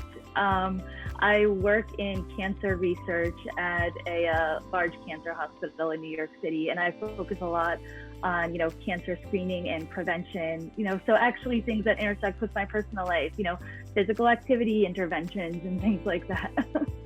Yeah, no, that's very impressive. And, you know, I can't tell you how it's nice to hear that not only you're able to compete, and obviously you found ways to do that, but you're just managing the pandemic. And that's something, you know, for mental health that you talked about, you've got to get outside, you've got to get in those walks, you've got to get out there. And that's one of the reasons USA Taekwondo has literally come up with these formats to have these competitions. One is to keep you guys engaged as competitors. I think it's important as a former competitor, I needed to be engaged. Number two, though, is just to find ways to be flexible, to find a way to get through this. And if it means video in your competition like you are, and ultimately presenting this video format like we're doing here, it's a way to keep people focused and say, look, we want you guys to compete. This is an important event as well. It does have a lot of points attached to it. It does have significant ramifications towards the national team. So with that in mind, what kind of time frame does it take to ultimately present your Poomsae that you're going to compete here, maybe for the one you're going to compete here today? Yeah, that's a great question. So one of, the benefits of the virtual format is that you could be a little bit of a perfectionist, right? Mm-hmm. So as we all know, with in-person competition, we practice, and then, nerves might take over, and a lot of it's learning how to manage those nerves. So when you have the luxury of being able to film, I think some of our perfectionist tendencies kick in, and we are filming for an entire day. We might, the day before, my team and I will go in and we'll do some practice rounds, review the video, and see what we need to improve on before going in the next day. And I think that's also a way to build camaraderie with your team. And that's been something nice about the virtual format is, we're all living apart, we're all working from home, but then, we have this weekend where we all come together to film, safely and distance. Of course. But it is a very nice thing. No, Eddie, you're right. That camaraderie is missed. It's missed at competitions. It's missed at training. And at least you guys are finding a way to get that done. Well, Katie, I just want to say good luck on your up and coming competition. Your Poomsae is going to be coming up next. We're all going to get to watch it together, and we're excited about it. But I want to say thank you so much, one, for spending some time with us here on Chopping It Up, and two, for just being part of USA Taekwondo's virtual competitions. You guys really are the lifeblood of this organization, and we really appreciate it. Well, thank you so much for having me. It was really great to talk with you, and I look forward to more of these events. Yeah, that's as well. It's Katie Lynch. You've been chopping up with Jason and Katie. Katie, good luck on your competition. She's coming up next. Stay tuned for more.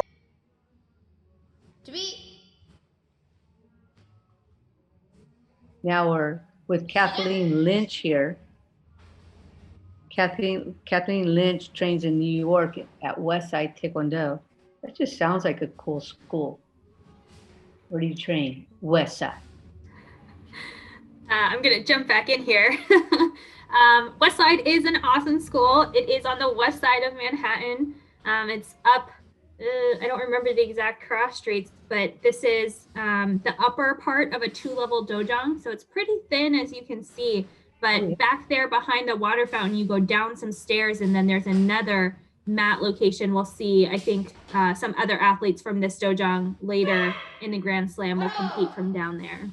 Oh, interesting. So it looks like it's about 5 mats across, and then it's just probably a long strip. Is that what it is? Yeah. Oh, cool space. 6.1 for Kathleen's first Poomsae.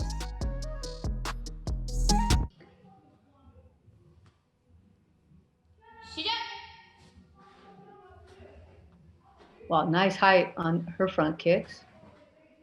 But again, the question is, does it have like a clear chamber, a clear extension, a clear reaction? It's kind of easy on YouTube to kind of swing your leg up.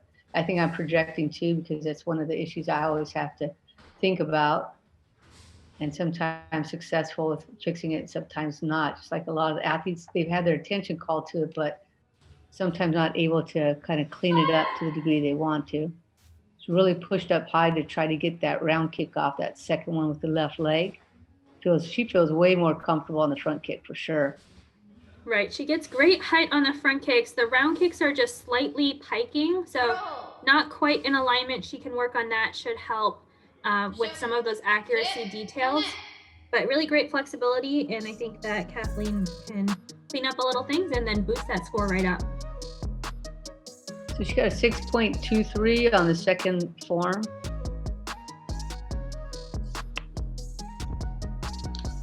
And it finishes up with a 6.167. I know this must be kind of a surreal experience for you, right, Miyako? You're kind of commentating the division, seeing the division performances for the first time. So that must be kind of fun. Right. I'm very nervous. I was, getting palm sweaty just watching and waiting to see what the scores are. But I've been competing in this division for as many years as I've been competing. A long time. I think you started this right after Nam, right? isn't it like 1974, 75, 76, right there? My first time competing was 2012, and I was 22, so I had graduated from college already. But this is Beatrice Belicena, and she's opening up really strong. She looks great. Yeah, she's from My Kicks Taekwondo Center. She's coached by Master Jorge Ortiz.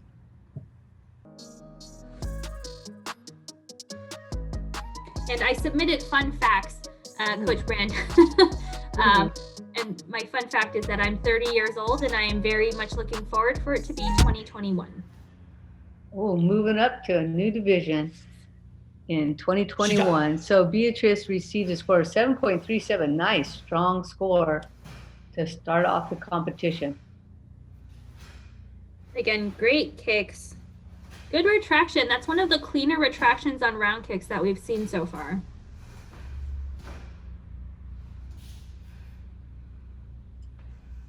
Some pauses at the end of the bars to really work into that tempo. Well, the athletes are told to definitely finish each movement, right? Not to rush and blend it into the next one, especially on video. Want to give it a nice clean finish.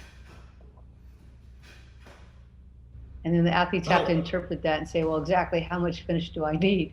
Because after a while, it's just like a pause. Is that a pause or is that a finish?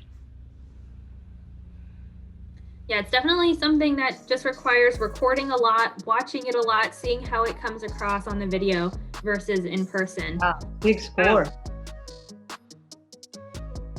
Good job to Beatrice Belicena. She received a 7.53 and the combined score a 7.45. But, you know, we have so many athletes in this division that scores look like they're just going to be boosting up from here. We have Miyako Yerick now first place, followed by Beatrice Belicena, Layla Amiri, Cassidy Wallace. I'm not sure how to pronounce her name. I don't want to ruin it there. Memie, Asuga, Tekinia Tao, Catherine Baker, and Amanda Peters in the first 8 slots. So here we have Kelsey Ha from California. She trains with Team M Taekwondo. Stop. And Kelsey this time competing inside the Team M garage, which I believe the 3 brothers are her coaches, and they bought a house with a 3-person garage specifically to turn it into their mini dojang. Kelsey competed in the Summer Poomsae, and she was outside on a cement like patio, and I'm sure that was difficult on Kumgang. So here, getting to compete inside on mats, I'm sure that will help her feel more comfortable. I want to mention just really quickly on that standings board, you probably saw the name Valerie Long on there.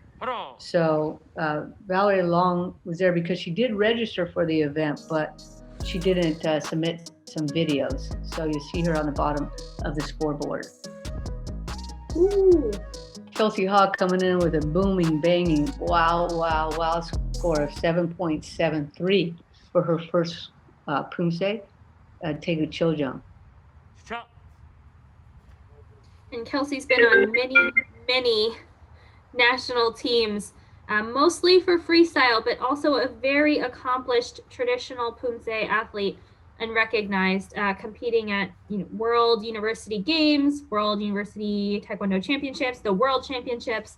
So I'm not surprised by that score there. I think that she'll get a similarly high score, very flexible, and getting, to be one of the older athletes in her early to maybe mid-20s. Yeah, definitely more senior, but not older, right? Just feeling like really strong. Right. Senior. Yeah, she has really good extension on her round kick. She'd be really proud of that performance. Yeah, and very consistent all the way through.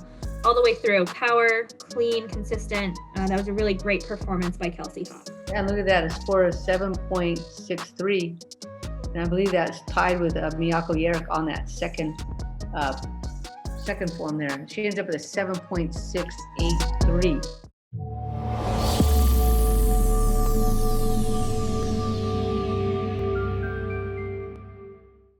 We're here chopping it up with Jason and Leah Rosenzweig. I think I said it right.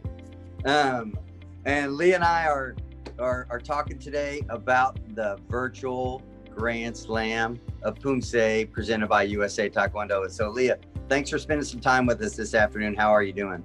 I'm good. How are you? I'm doing great. It's great. I love talking to you. It's just such a comfortable conversation. But I definitely want to talk a little bit about this up and coming competition because it's a big one. A big point tournament, opportunities down the line to make a national team for the Poomsae team. So a lot of preparation goes into it. But I do know you used to live competitions. Now you jumped into these virtual competitions. What are the differences that make this easier, and what are some of the things that just make it harder? Yeah, for sure. I think in terms of my experience with live competitions, I am a fairly new competitor to the scene. I've only been seriously competing for the past 1 or 2 years. So for the most part, the live competitions have been great because it's allowed me to compete a lot more because I don't have to worry about the travel costs and housing and everything. So in that way, I have gotten a lot more exposure than I would have with just in person. That being said, you do miss a bit of the community that comes with being in person and competing in person. The chaos of competitions is both really anxiety inducing, but also kind of one of the reasons why it makes me so excited. Right. So losing that is a little bit sad for sure. And then again, being with the team and all the members that you've trained with, and then hearing them support you and being able to support them is a bit different when it's online as well. Yeah, it's really, really great points. I'm excited. I'm excited for these competitions, but you're right. I think you said it really well. I miss the chaos as well. So I really do. I miss the chaos of competition because it's so fun. But it is, like you said, chaotic for sure. You had a major injury, I'd say in the not so distant past. So kind of talk about that and how you've been able to get yourself back into competition. Yeah, I fully tore my Achilles so a little over a year ago, around a year and a half ago, over the summer. And it was thanks to my team and thanks to my coach and also the academics I was learning on the side in sports psychology in my undergraduate that got me through it. They were so supportive, and Master Chong, my coach, let me move at my own pace through it, and he didn't put any extra pressure on me to take time off or to be extra into training and practice. So really they just let me navigate it on my own, which was the best thing for me because it made me feel comfortable with it, and then more excited even to learn and be able to improve even with the injury. So got me even more excited for all of these competitions. Yeah, it's very impressive. It shows a ton of perseverance to be able to come back and from a major injury like that and find your way back into this, highly competitive scene. And clearly you navigated it extremely well. And you talked about your bachelor's in your spare time, or what spare time you might have. Tell us what you do. What are you doing in your spare time? So I'm currently studying for my master's in counseling and sports psychology at Boston University. So that's most of my time. Yeah, I think that's a lot of time. Personally, that clearly takes a ton of your time. Yeah, that's impressive. So hopefully, while Leah and I were talking a little bit off air, we hope to see you down the line. Obviously, doing what you want to do with your sports psychology master's, but maybe being the sports psychologist for the USA Taekwondo Olympic team could definitely be a side gig or maybe even your gig. We would love to have you and love to see an elite national Taekwondo player turn around and become the sports psychologist for our team would be fantastic for sure. Yeah, it would be an honor, honestly. Yeah, that'd be fun. Well, it is Leah Rosenzweig from Boston. Leah, good luck in your competition. It's coming up right after we get off this interview. And I just want to say it's been an absolute pleasure to interview with you. And I really hope we get to do it again, if not virtually, more importantly, live in person. Leah, congratulations on everything to this point. Good luck today. Thank you so much. You're welcome.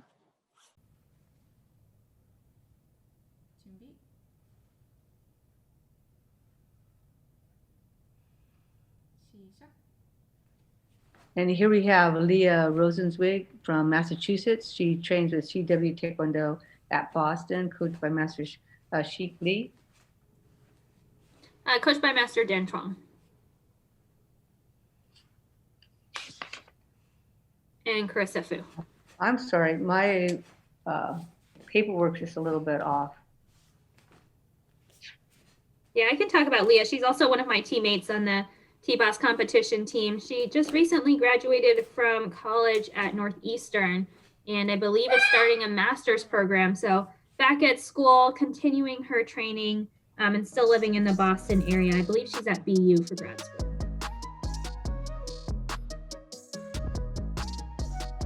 Well, and Leah received a score of 7.5, another big score. Now, one of Leah's facts from the summer of Poomsae was that she, I believe, tore her, if not her Achilles, something in her ankle, and it was really bad. And she was on a boot for months, had the surgery, recovered, and is now fully back to competing. And you couldn't tell, you know, she has just worked so hard to recover from that injury and is coming out looking really stronger than ever here.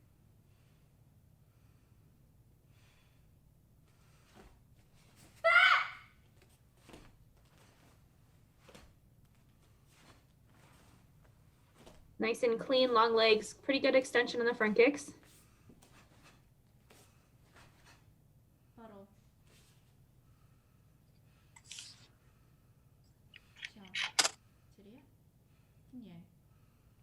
She said she loves reading, singing, and drawing. One thing that I realized the other day is none of these online tournaments have a national anthem to start us off.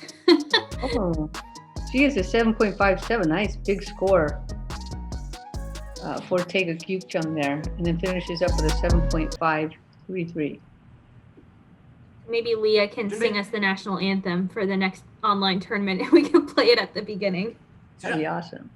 So this is Courtney Veazey from Colorado. She trains at the U.S. Taekwondo Center. I think I got my facts better now. So she trains with Master Ho-Jun Park. Yep, and she competed at that Grand Slam finals in January in freestyle pairs, where she got third place. And I remember she had a really great routine with her partner. It was really fun and very creative. It was really fun to watch.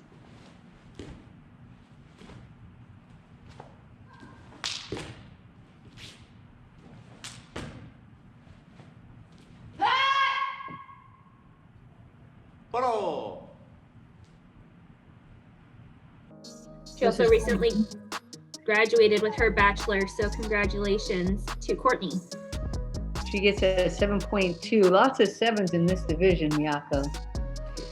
Yeah, I don't know where that cutoff is going to be, Coach Brand. There's 27 athletes, so we're taking the top 14, but it might end up being mid-sevens or higher. Yeah. You think we'll get an 8? I do think so. Because if I have a 7.6 and I'm looking at the list of athletes coming up next, I think we're going to get there. That would be amazing. And one of your favorites who got an 8 in the summer of Poomsae, Karen Rial, is the last to go in our division. So we'll see. I have a kombucha right here to calm my nerves as I'm watching this division, because I think it's just going to go crazy here with these last competitors coming up. The ones that, you know, come in seeded here, really, really strong competitors. So this is Courtney Veazey out of Colorado. That's not to minimize anybody else. Maybe they just didn't compete at the summer of Poomsae, right? And they're just really strong as well. So we have a 7.27 for Courtney's second performance. So she ends up with a 7.233. And these two forms, the scores for most people are fairly consistent across the two. I think difficulty-wise, they're fairly similar, even though Yukjong has so many more kicks in it. And this is Catherine Tong from Washington, and she trains with CW Taekwondo at Boston, coached by Master Dan Chuang, our national head team coach. And I really like this this setting here. I really love it when people go out of their way to just kind of create these really cool spaces. It looks like it may be a home, may not be a home. It's just yeah, I think it's her apartment complex, and this is just the outdoor patio space that she put out in her mats. And she's gotten mats. I remember the summer of Poomsae was just the tarp, so we've upgraded here. Awesome. You do what you got to do to make it work. I remember Master Southwood competing in a parking garage. Jan Trigg, I was like, what? That's amazing. 7.37 for Catherine Tong. This guy is competing in a parking garage. But you do what you got to do, and it's nice to see Catherine Tong like kind of trying to find whatever's going to work for her. And you know, weather's a factor sometimes out there in the east, right? So she's actually out at Washington now. So she's on the West Coast. Actually the coach too. She was from the Boston area and then moved out there. So Kat is 28 years old, you know, out of school, worked for a few years, and now she's a program analyst at the University of Washington, and she coaches their Taekwondo team there, the Husky team. Wow, she had a nice strong finish here to Taeguk Jung. Yeah, and Kat was on the 2018 national team with me. We competed at the Pan American Championships and got a silver in female team. So I love seeing her compete. She's one of my teammates, and it's really great to see everyone. I think the level in this division is just so high, and Kat gets a 7.53, so a nice boost there by almost 0.2. Yeah, real big boost on that second form. She ends up with a 7.4. So looking like she's in a strong position, but who knows at this point what's coming up. This is Haley Ra, and she's from New York. Competes right with the Agape Black Belt Center.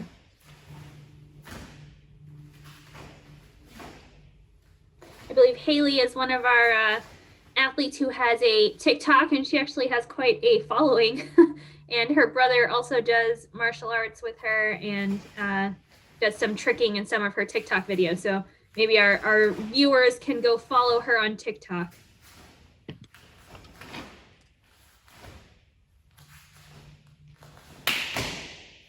And Haley's currently a student at Baruch College, but she's doing school entirely online this semester. So she's still at home in New York while she's taking all her classes online.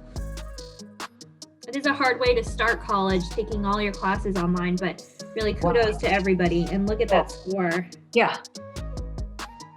Gives her some time to train, looks like. She had a 7.73. I believe that's the high so far. Yep, that's tied with Kelsey's score on the first form. Right, so she's coached by Master John Ra and Hok Sung Young from California.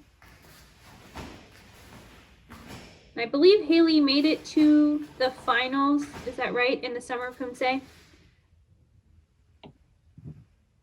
But she's done really well at a lot of recent tournaments. She got silver at the 2020 US Open. Just 19 years old, so only into this division by a couple of years, and I think she has a bright future here in Poomsae.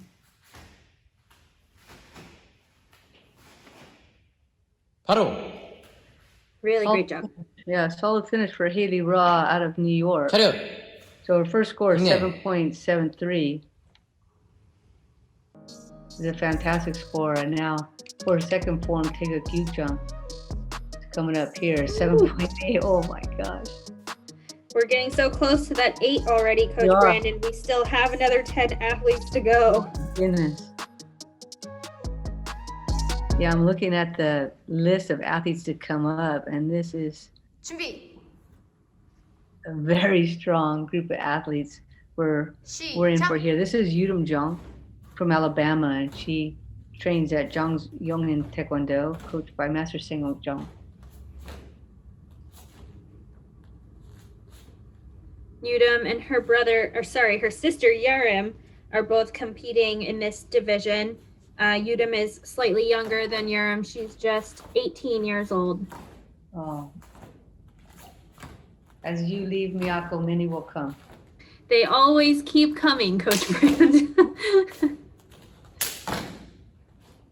I think we had a good interview with the siblings in the summer of Poomsae. So if you missed it, go back, check it out. They have a really interesting history. They just recently, I believe, became U.S. citizens and are able to get on the national team now in the last 3 years. And I think all 3 of them did. So very impressive family. Right, and big score for Yudam with a 7.53 for Taegu Chiljung, and now up to bat on Taegu Kyukjung. Wait, did I just say that backwards? So she did Taegu Chiljung score 7.53, and now out on the mat. Jump.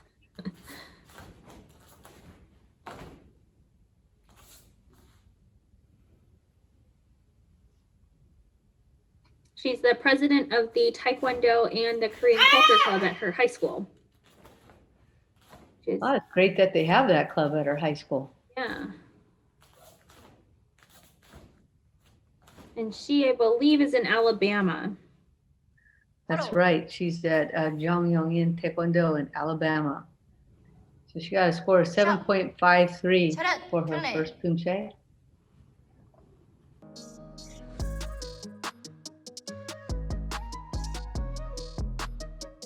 And coming with a 7.4 for Taegu Kyukjung. A little bit of a drop there. It finishes up with a 7.467.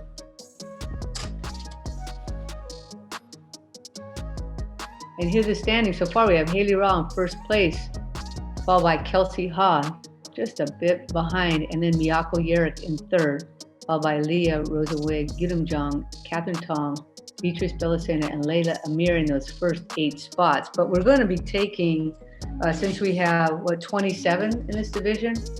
Yes. We'll be taking the top 50%. Right, so that's 14 spots that we will be taking right now. That's a 6.98, but because of the ranking and the seeding, these top athletes are just coming in now. So this is Renee Zhao from CW Taekwondo at Boston. Looks like she might be at her home in Massachusetts. If I'm not mistaken, she's coached by master and national coach Dan Chong. Yeah, Renee actually just recently moved to California because she is at medical school at UCLA. So this is her apartment out there in Los Angeles. She's been competing and training here in this living room kitchen space. I see her every week.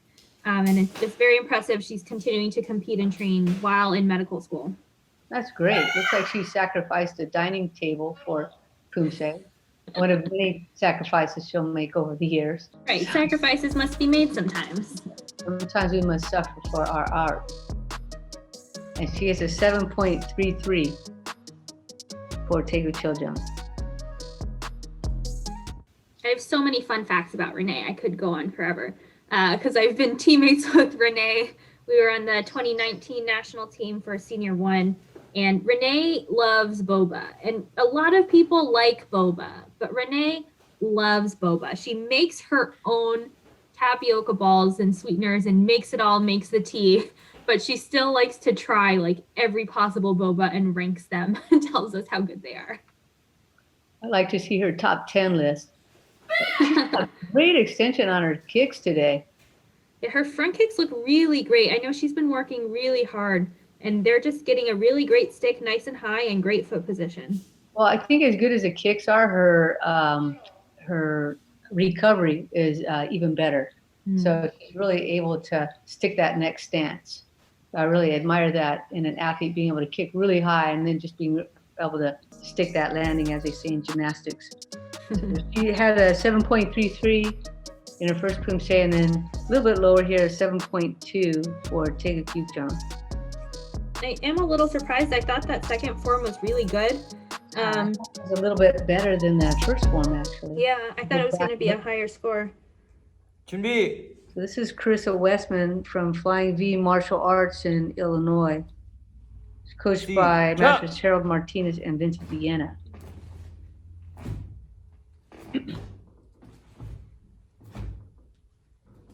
I remember Carissa from the Summer Poomsae. This is a different location, so they must have a couple of different studios for their training purposes. And she did a really great job. I think she made it into the finals in the Summer of Poomsae. Very young, just 19 years old here, and very flexible.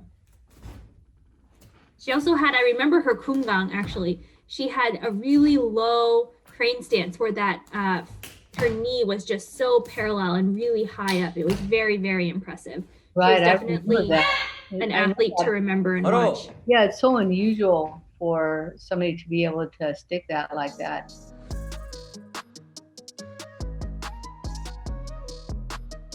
She gets a 7.4, another good score.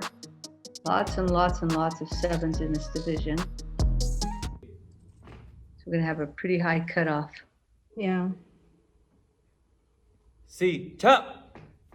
5 or 6 athletes ago, that cutoff was a 6.98, but I'm pretty sure that's already up to about a 7.2 or higher. Mm-hmm.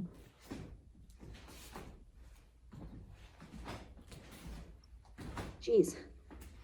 Yeah, great extension on that front kick. Wow.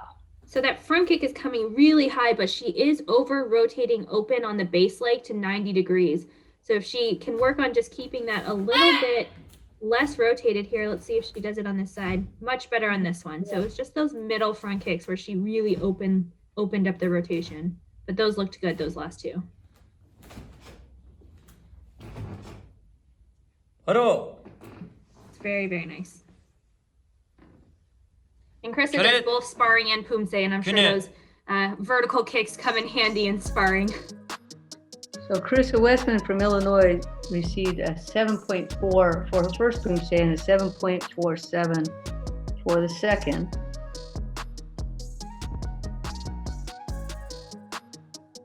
So she ends up with a 7.433.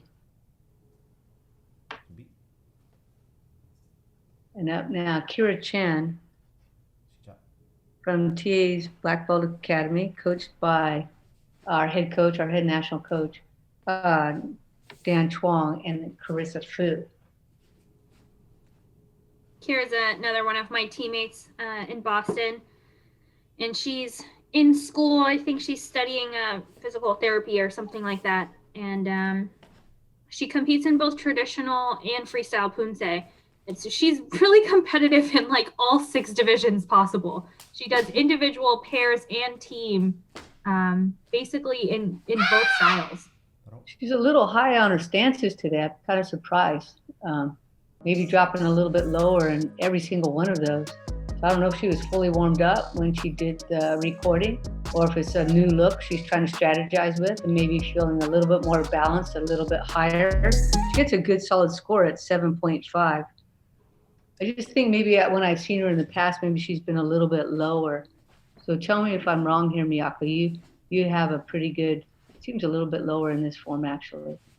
Yeah, she did seem maybe just not quite bending into some of the stances, but maybe that was just for 7, because she does look a little bit more grounded here in 6. She does.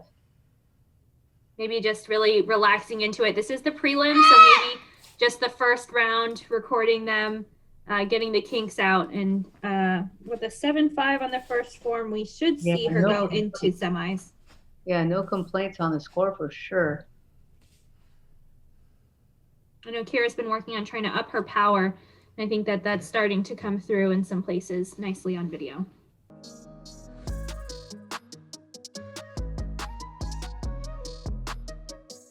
Oh, nice. Look at that, even higher. And I do think she got a little bit lower and deeper into that, maybe grounded her a little bit more to show that power you were talking about. She's really pretty consistent presentation scores. She ends up with a 7.55. And here we are at Apex Tigers Martial Arts with Kira Kozar from New Jersey. She's coached by Master Gita Gunn.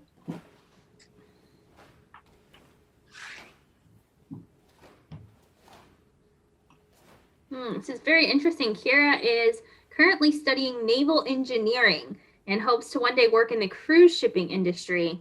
And in her spare time, she likes learning about ship design, cruise ship itineraries, and a lot more. So very cool topic to study.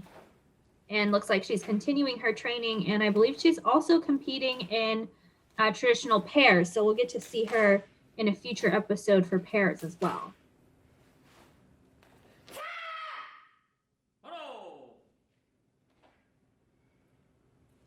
That was Kira Kozar from Apex Tiger Martial Arts in New Jersey. And on her first form, she gets a 7.17. It's one of the lower scores. I thought that was a pretty good form for her. She does have a little bit of hunching in her shoulders on some of those motion. So maybe just working on keeping the back a little straighter will help raise up her presentation score just a little. I see her hunching a little bit, but it's because she's trying to reach up really high, but at the same time, her hips drop a little bit as she's doing that. So that's something that can be corrected. I'm sure her coach is probably already working on it with her.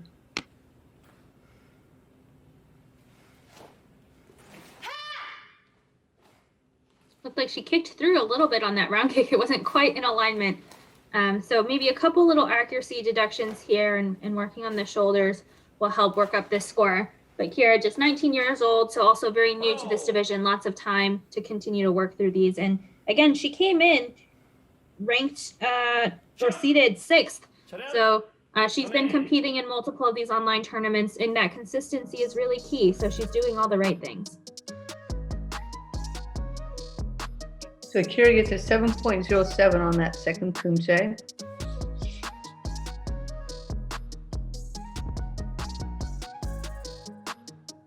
And finishes with a 7.1 for total score. And up next we have Elizabeth. Is it Zhao or Zhu, Miyako? I think it's Zhou. Oh, good. That's what I meant. From Massachusetts. Is she currently living in Massachusetts, or is she in California as well? So I think she is actually in California, but she flew to Massachusetts to do her recordings and to be with her coach here for this Grand Slam, just for the Grand Slam. She is a student at MIT, so normally she would be in the Boston area, but right now, because classes are online, she is at home in California. And Elizabeth is one of the most flexible people I know, especially on my team. So maybe in the next form with those round kicks, we'll get to see some of it, but she's been working really hard and just competed in the ECTC tournament this past weekend, where she and her teammates, Karen, who we'll see later, and Kevin in the male division all won first place in the team division. Well, she has 7.23 for that first Poomsae. So hopefully she can boost up her score here in the second one, because I think it's going to be necessary with this high level, skill that we're seeing in this division. Yeah, it is hard. I think I'm not seeing as much power come through for her, but she's so flexible. So I do think her score will boost up on this one with all the front kicks and round kicks. So we'll see. Nice extension there. Elizabeth also has a background in gymnastics. So she just tested for her, I think, second degree or first, must be second degree, in the last year or so, and she broke a board with her backflip. So maybe freestyle in her future. I was doing that this morning. And, still warm from that. So let's see what Elizabeth's score is for second Poomsae. Yeah, she boosted up a little bit, 7.33. Good job to her on getting that higher score on that second Poomsae and ending up here with a 7.283.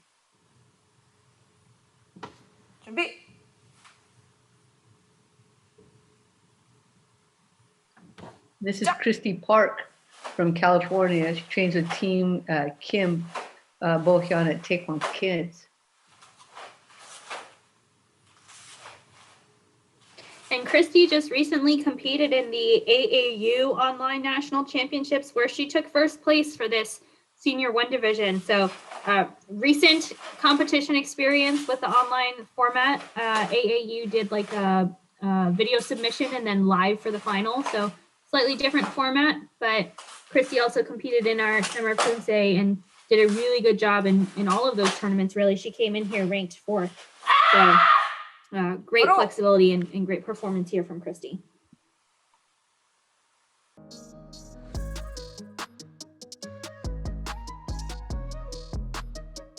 So Christy's score coming in here at, wow, 7.8. Excellent. Look at those presentation scores up to 4.5. Amazing.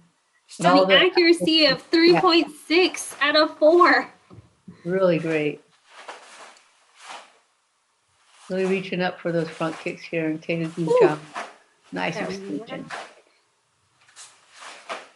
Christy is currently a freshman at Stanford University, and she's hoping to major in sociology and human biology. And she's just 18 years old, so first year in the division, just starting college, continuing her competition, I guess, from home in California, and just very strong athlete.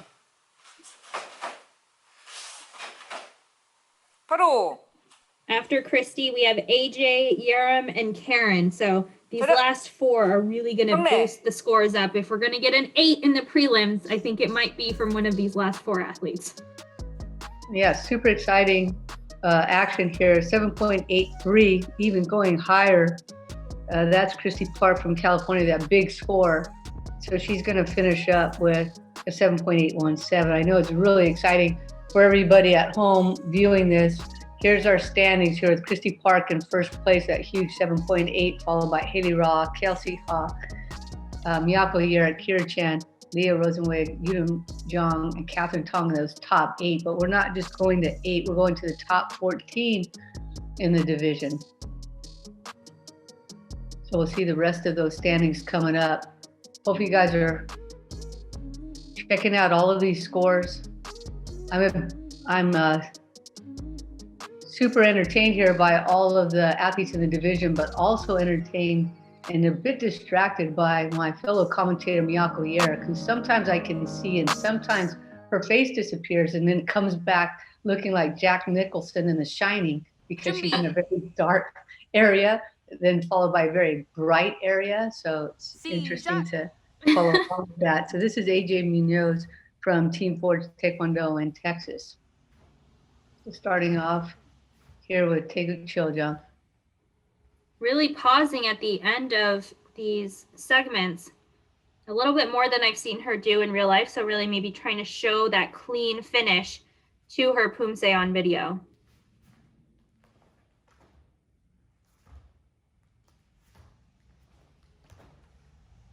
And AJ was just got admitted into a master's program at Texas A&M for, I think, physical therapy. And so she's going to be starting grad school soon. She recently got her bachelor's, and she said this is her dream school. She's always wanted to go there. So big congrats to AJ on getting into that master's program of your choice and for getting a 7.73 here on this first form.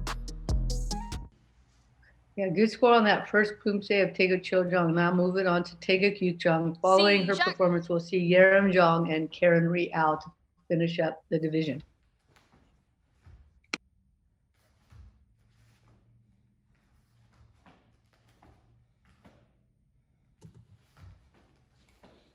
And this is Texas Forge. We saw somebody else compete from the same school in the youth male division, but AJ is one of the coaches here, and her sister also, I think, competes and trains and coaches there. They're doing a lot of Zoom classes.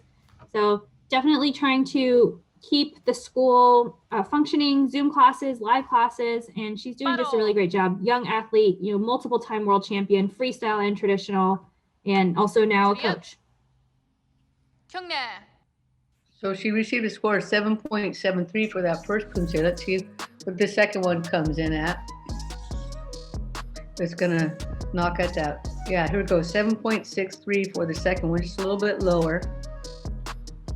So the number to beat to get into first is a 7.817. So she finishes with a 7.683. This is Yerim Jong from Alabama, from Yongin Taekwondo, coached by Master Senguk Jong.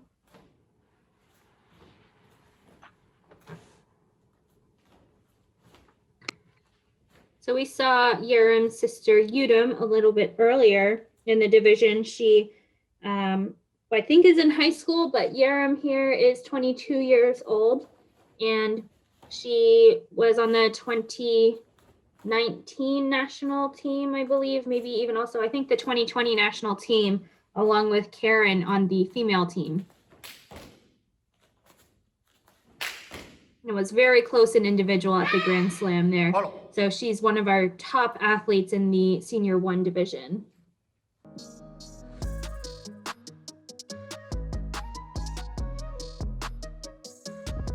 So Yerick score coming in at 7.7 for Taeguk Choljong.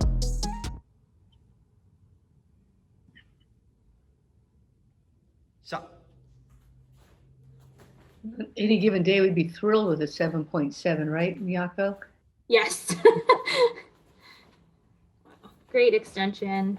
With this division, people, so competitive, wanting to get first place even out of the prelims and semis and finals. I mean, of course, these last athletes are pretty safe, but still, they're always pushing higher and always wanting to finish first in every single round. She's opening up pretty wide on these front kicks. On the last 3 of 4, opening up to 90 degrees. So watching that you don't open too much on those front kicks as you really go for the vertical. The last one was at the right angle, so just need to clean up a couple of those. But I don't know if judges catch that when you're looking at the foot, which is right in front of your face. So I think that, it's really, really good, and that could just clean it up a little bit. I don't think it'll be reflected in the score, though. On another 7.7 for Yerick Jong.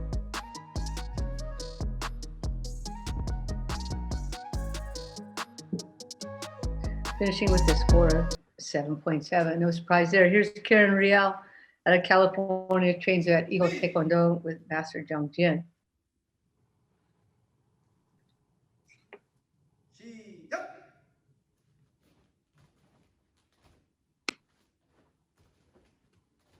Karen is a student at MIT, but is also taking classes from home in California this semester, at least.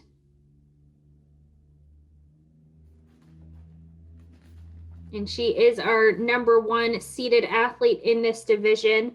She won the Summer of Poomsae, and I believe also competed and won in the NCTA tournament. So because she took first in both of those, she has that first place spot today. But winning this tournament would probably boost anybody into that first place ranking spot, because this is the first and only 16.0 that we've had so far. Right. Summer of Poomsae was 8.0, and I think the NCTA was 4.0. Wow, look at that. Oh my goodness. A chance for so close. I don't know about all of you, but I have my kombucha right here, and I'm going to celebrate with a big sip. Make sure you don't knock it over in your excitement, Coach Brand, if it happens.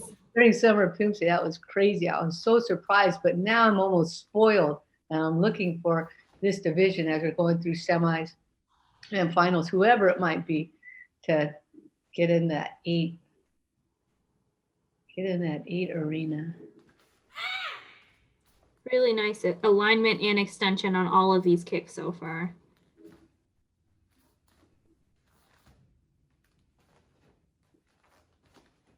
Very calm, very composed, but really nice power coming through as well. Yeah, she looks like she just does that so easily, right? Like it's almost not any effort whatsoever. And that really boosts up her presentation score when it doesn't look like hard work.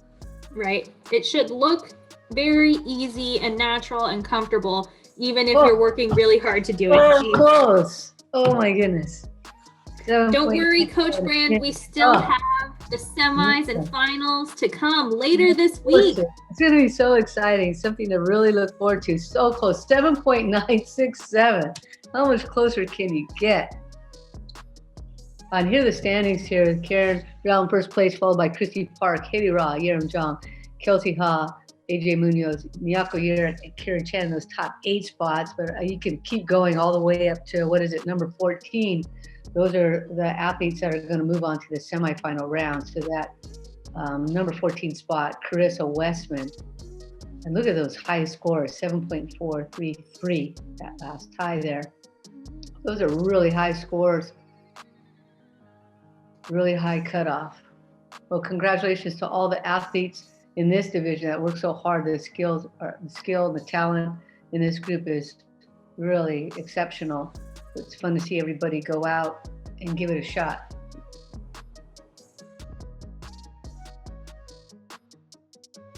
And now we're moving on to the youth female prelim division.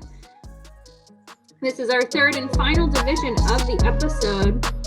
But don't worry, we have more episodes coming out tomorrow and the rest of the week. So we'll have those semifinals coming at you Tuesday and Wednesday, and the finals on Thursday and Friday. We're going to start off this division with Amanda Lee from Florida. She trains with American Tigers Martial Arts.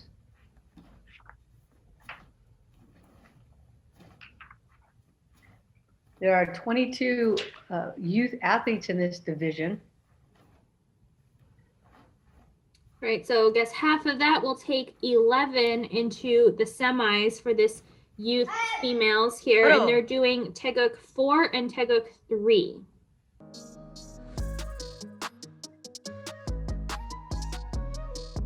And she received a score of 6.7 to start off the action. Yeah, Amanda Lee is from Florida, training at American Tiger Martial Arts, and her coach is Master Kathy Doe. And she has some great flexibility. Those front kicks very easily sailing up, but those neck chops are a little bit low. They weren't quite at neck level above the shoulder. So just watching a couple accuracy things, but great kick so far.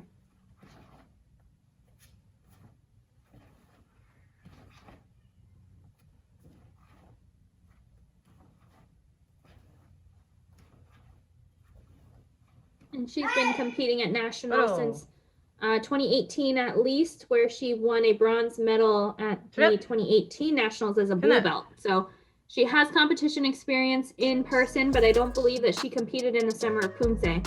So this will be her first online tournament that we are aware of. And her second form here, she gets a 6.5.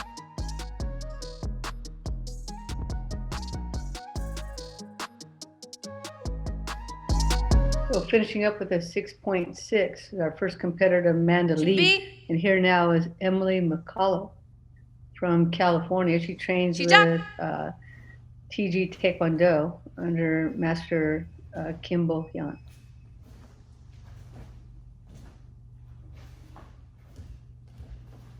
We have some different mats here. We talked about these in the Summer of Poomsae.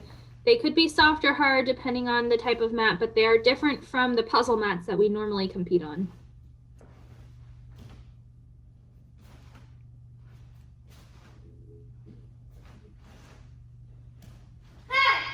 Paro! What a nice finish there for Emily on the first form.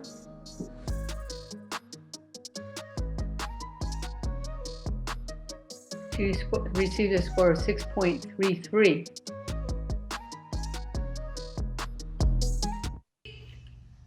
Fairly consistent scores there for her. 시작! 3 and 4 are some of the lower forms. We had the youth males earlier in this episode, and they had to do palchang. So here, some easier forms for the ladies in the prelim round, but 11 of them will move on to the semis where they might have some more difficult forms. Though the youth male did have Taeguk Poljang, which is a difficult form, some would argue that Taeguk Sajang is just as difficult or more, because we have the first set there of double side kicks coming in, you know, a left and right side kick following a front kick. So that's a pretty difficult line for many of the athletes. 차렷! That's true, and especially it's one of the only forms for many years that you'll do with the side kick coming forward. So you really have to get that alignment straight, like we just saw all the ladies in the Senior 1 division with that round kick. The alignment is really important. So Emily received a score of 6.17, a little bit lower than for her first form, Taeguk Sajang, which I would have expected for most students, it would probably go the opposite direction. So both of these first athletes scored higher on Sajang than they did on Samjang, which is interesting. So right, this is Miley Liu from Oregon, from Happy Valley Family Martial Arts. That seems like a nice place. And she's getting really nice extension on the side kicks coming forward, good alignment. Front kicks could be a little bit straighter, but just some things to continue to work on. Looks like she's tall for her age. Again, this is 10 to 11 years old, and her legs already look like really long. So making sure that you lock out that back leg in front stances and on kicks will help the presentation. She's a pretty good score here on the first one, 6.43, but I agree, just maybe extending that back leg a little bit more will give her a little bit more of a stable foundation.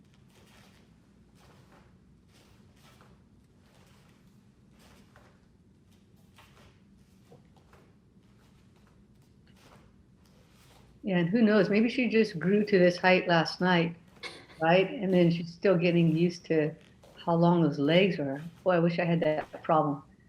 She is just really tall for such a young age. Lucky her. And we're getting to see those toes above her head on the front kicks on the way back. So great flexibility on that last bar for us to see that.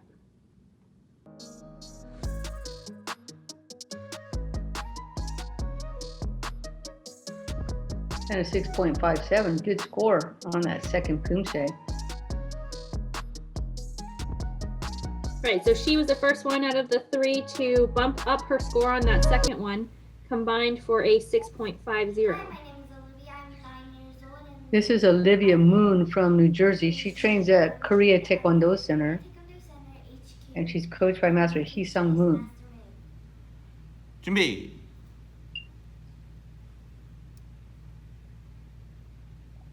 시작. Olivia competed at the 2019 Nationals, I believe, as a blue belt, and got first place in breaking and third place in Poomsae. Look at those side kicks. Wow, way up there.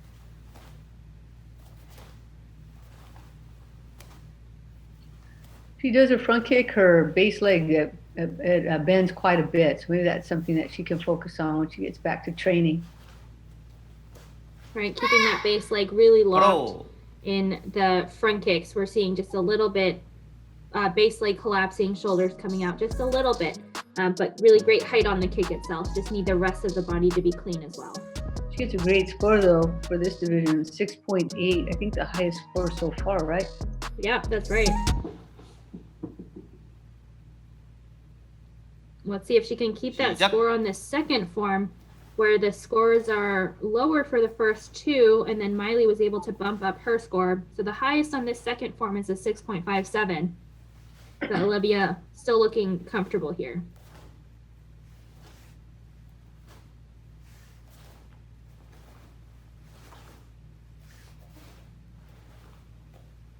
A little bit of a hop there on that front kick, maybe really trying to push for the height and sacrificing some stability.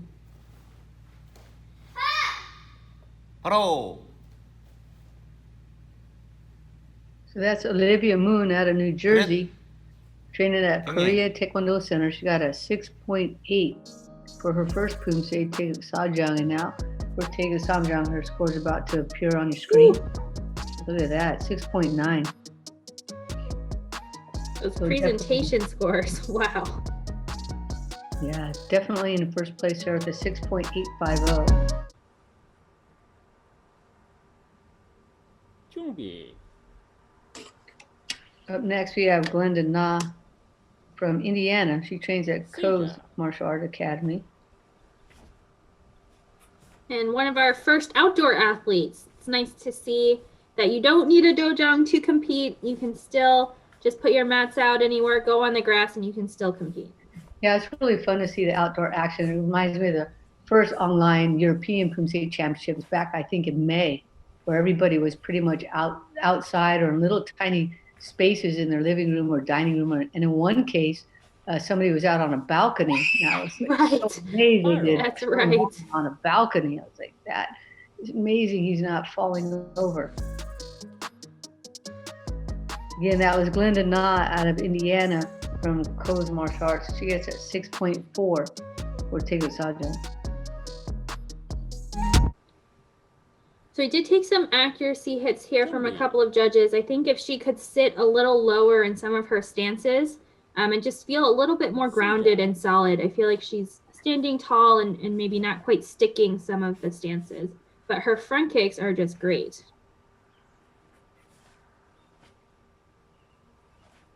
Yeah, I think for a lot of these athletes, maybe they're remembering what the stances were like 6 months ago for them and then grew, but still going to that same spot on the ground. You can see she's a little shallow in the stance, not quite going out far enough in the front stances for where she is right now. You know, maybe a few months ago it was a little different. She just needs to make a few adjustments and then she'll be in a very strong spot. So Glenda, she got a 6.4 on her first form. And now Samjang, she gets a 6.37.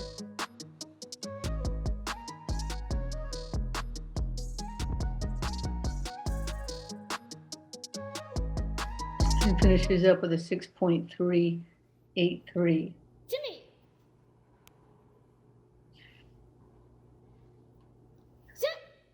So here we have Madamaya Shinoy from Texas. She trains at World Champion Taekwondo.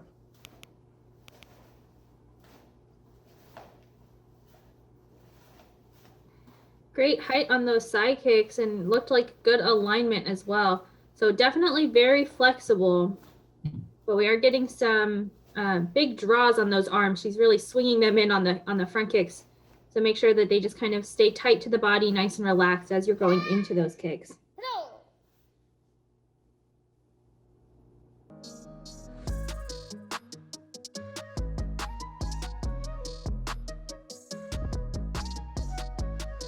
Wow, look at that. Nice big score, 6.73.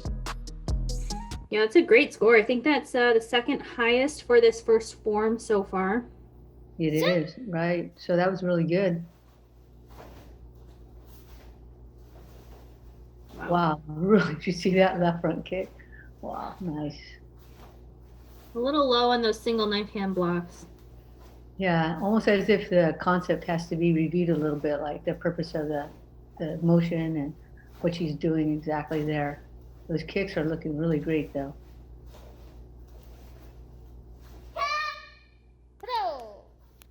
Yeah, the position on the front kick foot is really great. I think just those single knife hand blocks, maybe not pumping the arms into the front kick, but really great overall components. I think we'll get another high score here. Oh, she does. Look at that. Goes up with the second one here, 6.8. She had a 6.73 for Taeguk Sajang.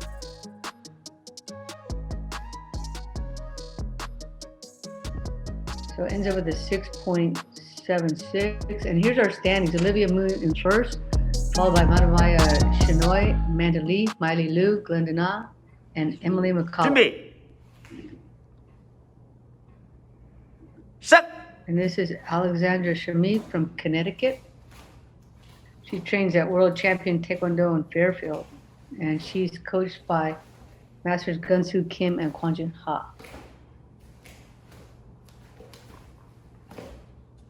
She has a nice extension on the kicking leg on the front kick, but again, the base leg is collapsing a bit and a little bit of hunching on the shoulder. So just really needs to relax the upper body and keep the base leg extended.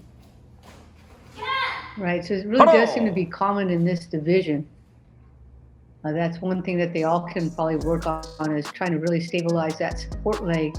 So when they throw out that front kick, it gives it a lot more strength. So she gets a 6.67 on her first Poomsae. 시작.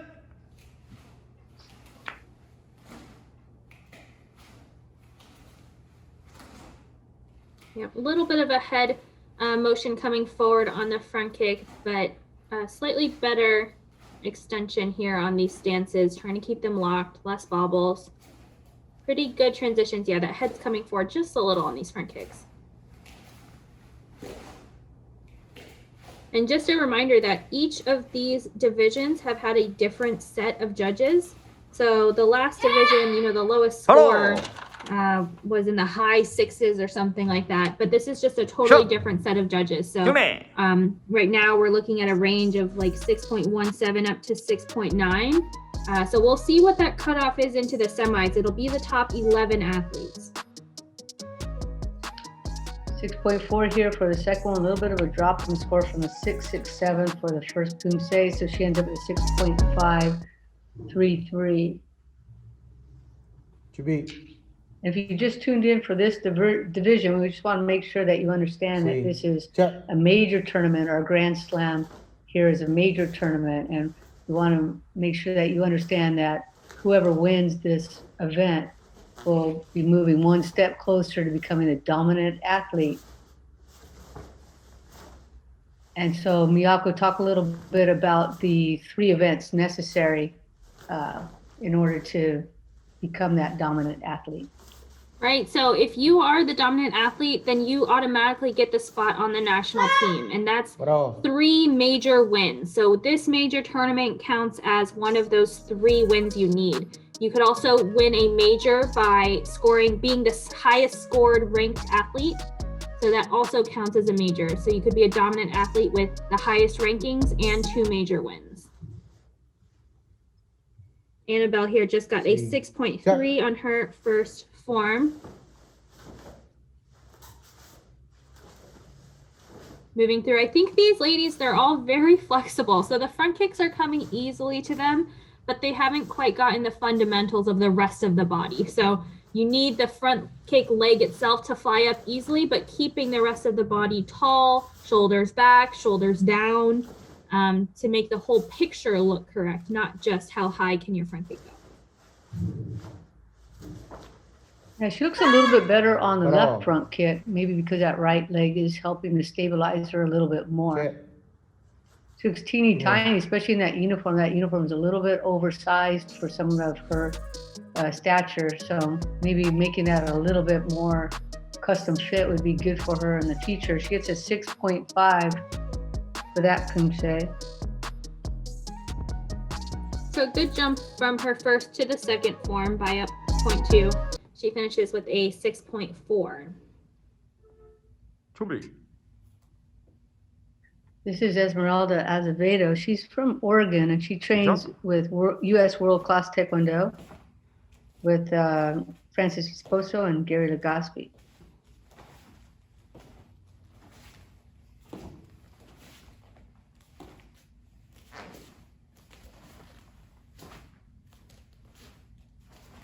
Esmeralda goes by Esme, and she's been doing Taekwondo for 7 years already. And she's part of her Dojang's leadership team at just 11 years old.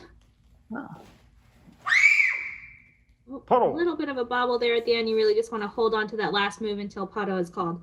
But I remember her from the Summer Poomsae, so good to see her again here at this Grand Slam major tournament event. And comes out with a 6.23. That seems about right for the scores. They've been pretty consistent throughout this division. They're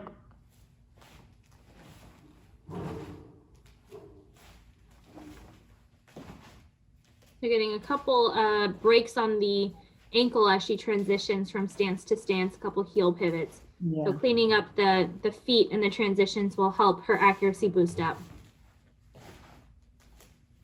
A lot of the athletes don't even know that they're popping up that heel on the transitions or pivoting on their heels. But maybe if they watch, this performance here, they can get an idea of what we're talking about. Maybe look at their own Poomsae, maybe look at some of the recordings.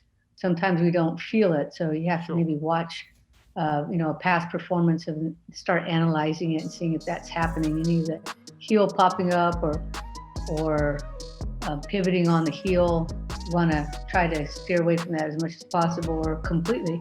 6.6 is her second score, so a nice big jump for the second Poomsae, which is what I would have thought that many of them would have done.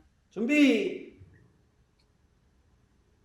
this is Anna Chang from California. She trains with Eagles Taekwondo and her master Jung Jin.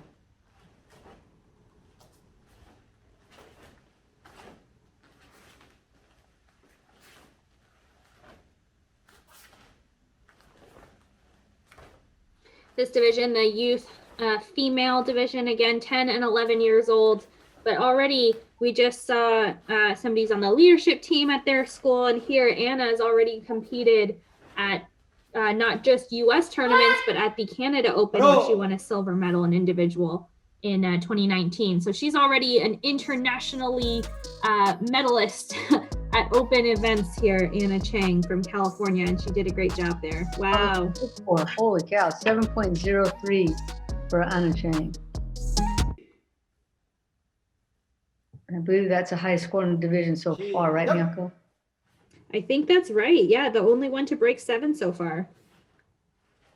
And again, as we start getting into our seeded athletes, we will start seeing higher and higher scores. But again, once you're at the top, only 2 events so far. So we could have the order mix up, it's not guaranteed that the last athletes will be the highest scores. This is a nice color change for this dojang. I remember during Summer Poomsae, they had the blue mat face up. So it was a whole lot of blue mat and then a whole lot of blue walls. So it looks like they put this in here to create the contrast, and it does give it a kind of a nice look, different look than that pure blue. Mm-hmm. So here comes in Anna Cheng's second score, so even higher than the first. It's a 7.07. So in lead now with the score 7.05. This is Sophia Kim from Virginia. She trains with the Ichthus Taekwondo team. Stop.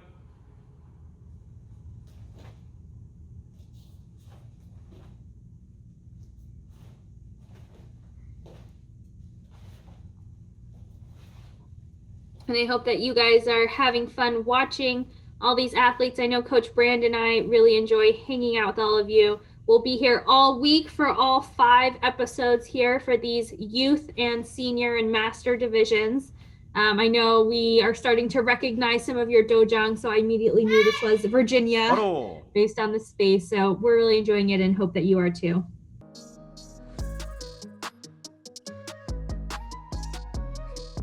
That was Sophia Kim from Ichthus Taekwondo team getting a 6.8. Pretty darn good high score for this division. And as Miyako mentioned, we have different referee teams for each of the divisions. So we wouldn't expect that, from division to division, that the scores would stay about in the same range. A little low on these blocking techniques here.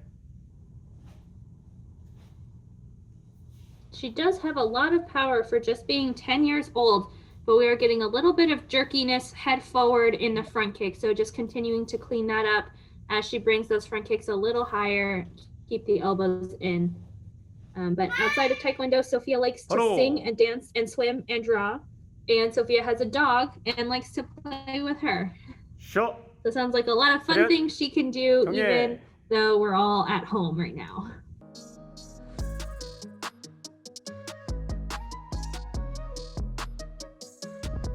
So here's Sophia Kim score 7.0. We'll boost it up for the Poomsae. Very good. So she ends up with a total score of 6.9.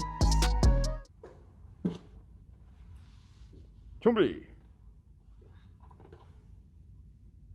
This is Emma Abel. That's just fun to say. She's from Oregon. She trains at U.S. World Class Taekwondo.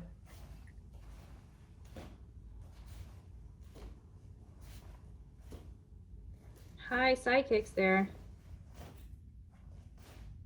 I believe we might have had an interview of Emma in the summer of Poomsae, because one of her fun facts is that she likes to play the ukulele.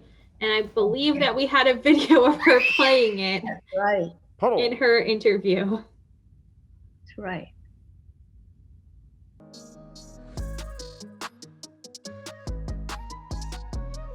And she just got her black belt in 2019, so fairly new to these black belt forms, and she gets the lower forms here, so that will help her feel comfortable.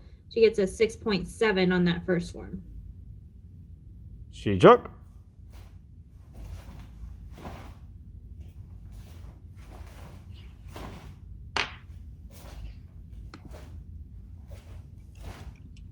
Emma's also been competing in Taekwondo just 4 years, but is already part of the school's instructor club, where she helps out the instructors lead the classes. So again, just 10 years old, and they're already helping out the younger students, the color belts. And I think that's such a great thing to do at Taekwondo, any martial art really, but it lets you get leadership skills at a young age and then helps you build out those skills so that when you get to high school and you're doing your college applications, you already have a lot of qualities that colleges look for. So here's Emma's score. And by the way, I think everybody should just say Emma Abel 3 times, and it'll just bring a smile to your face. Very euphonic sound. So you have a 6.8 for that second Poomsae. She had 6.7 for her first one, so of course ends up with a 6.75. So here's our standings so far. Anna Chang in first place, followed by Sophia Kim, Olivia Moon, Madamaya Shinoy, Emma Abel, Amanda Lee, Alexandra Chimid, and Miley Louie for the first 8 spots. But we're not just going to that spot, we're going all the way up to Glenda Na, right? At this point anyway, we're taking the top 11 from this division. So it might change who's in those 11 spots, but for right now, that's what we're looking at there, that score that Glenda Na had, which was 6.383. So this is up now, Malia Lynn Baidan from Illinois. She's from White Tiger Martial Arts Center. And she's coached by Master Sheik Lee.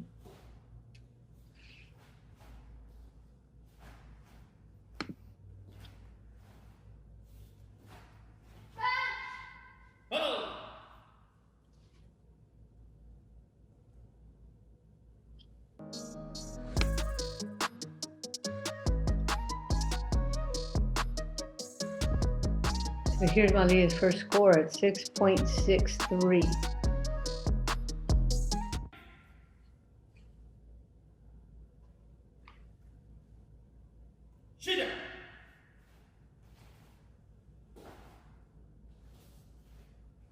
We had a lot of athletes from White Tiger Martial Arts Center at the Summer of Poomsae, right, Miyako? It's good to see them again.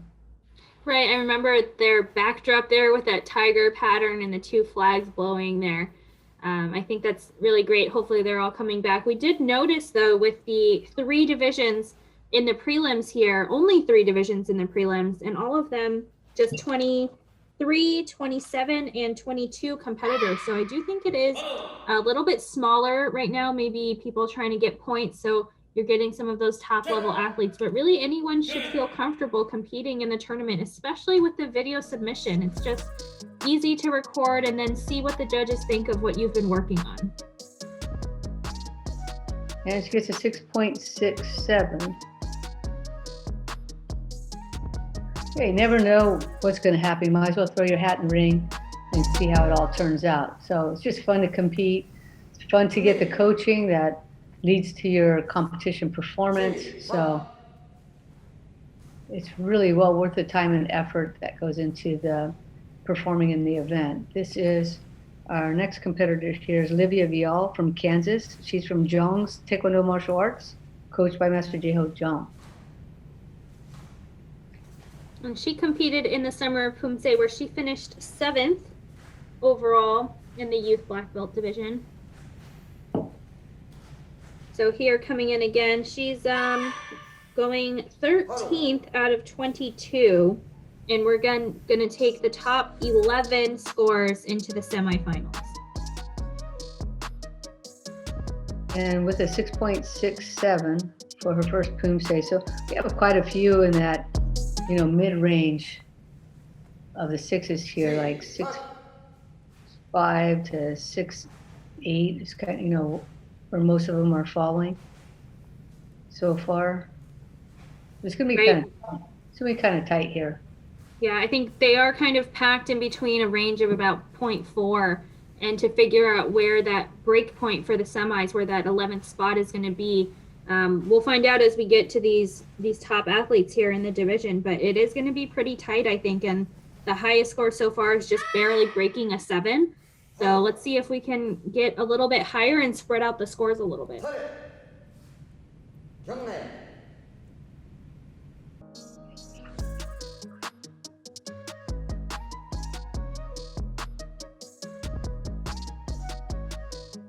And she gets 6.8, a little bit of a boost for the second Poomsae.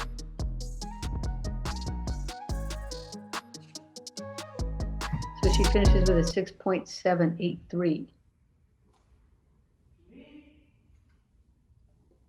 This is Madeline O. She's from New York. She trains at YH Park Taekwondo Academy under Alex Tercios.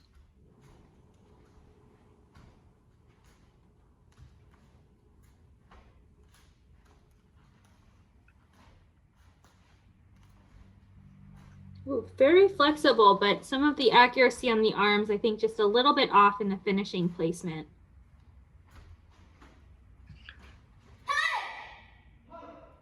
Does she have a headband on? I think so, yeah. Oh. I don't think there's any rules against a headband or, clips. Some people put bows in their hair. I think it's just that it has to be the same color as your hair. That's what's recommended, right? Yeah, That yeah. kind of blend in.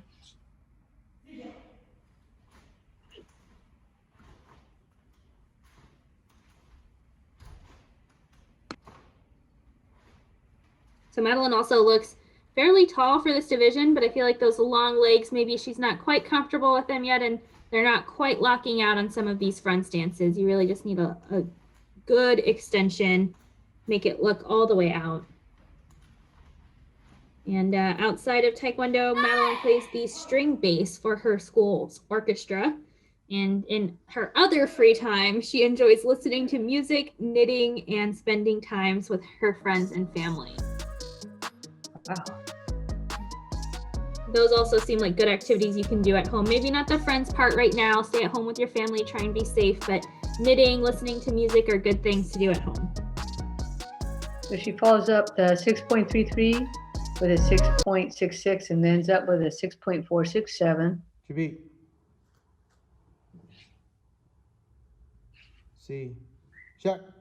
And next up, we have Gwen Legaspi from California. She trains at Hans Taekwondo Academy with Francis Esposo and Gary Legaspi.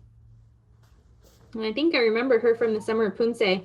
She looks maybe on the shorter side of her athletes, but such good extension on her kicks.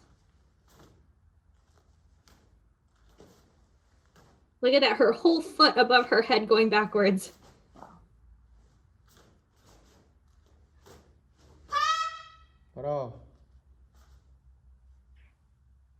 And we're on to the last 7 athletes here of this division. We're already almost done today, Coach Brands. I know, it went by really fast. 6.87 for her first performance. I've been really looking forward to this event since the Summer of Poomsae, so it's really great to be on board with you here today for our first ever USAT Online Poomsae Grand Slam. None of us saw this really coming, right? So it's a great surprise that USA Taekwondo was able to put it on.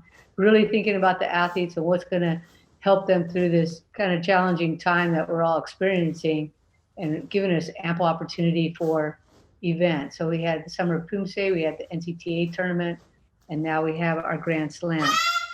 So it's really fun that we have all the support from USAT that's putting this together.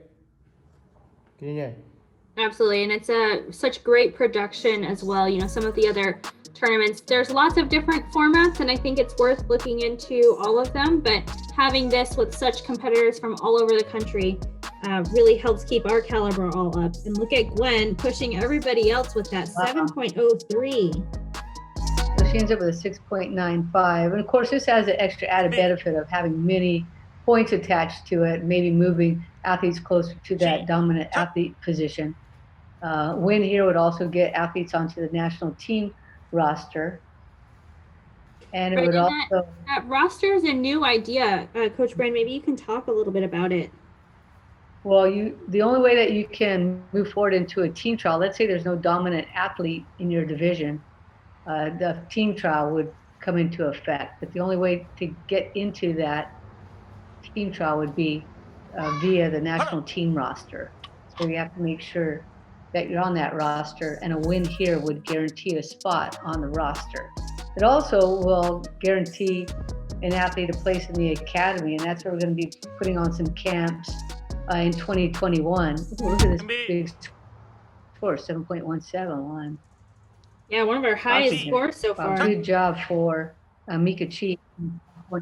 Yeah, right. It's a really great extension on her front kicks. So we don't know exactly when our academy camps are going to be offered, just because in the middle of this pandemic, we're not quite sure when we'll be able to put them on the calendar. But as soon as it's possible, then those are going to be scheduled. And then athletes who win this event will have an invitation, a place in the academy.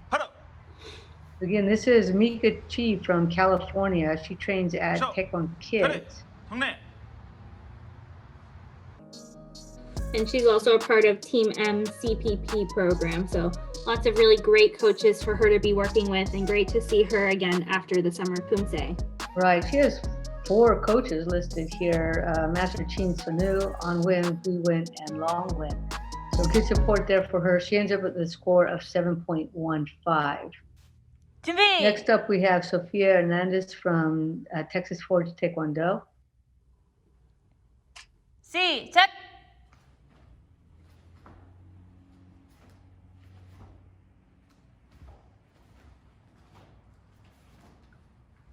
So again, Miyako was mentioning that there are a lot of virtual tournaments out there, but selecting this tournament was a really wise move for the athletes because it's connected to points, which is connected to a spot on the team roster, a place in the academy, and moving toward becoming a dominant athlete.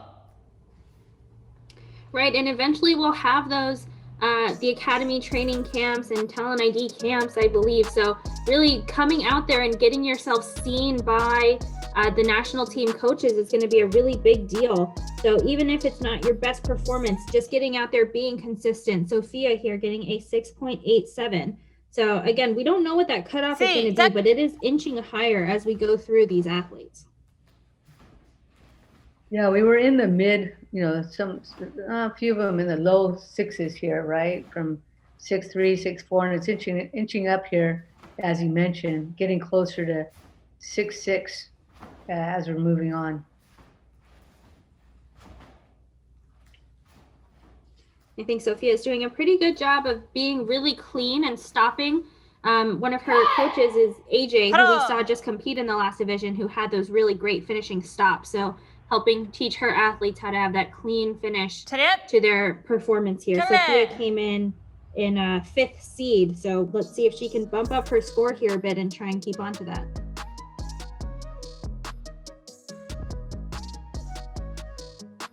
And with just 4 competitors to go, Sophia gets another 6.87. Pretty sure that's going to be her final score, 6.867 actually.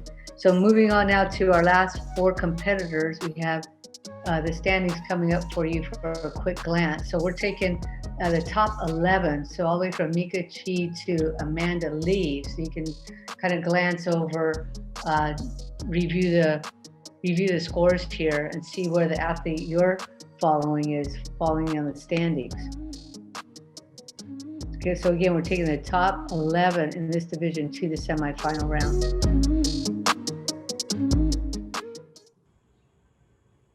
So here we have Kata Arian and a great, I love this kind of setting here because it has just so few mats, right? It looks like a 4x4 or 4x5 space here to get it all done. Of course, we need a lot more room going forward. So it looks like she has 5 mats set up in this direction and 4 across.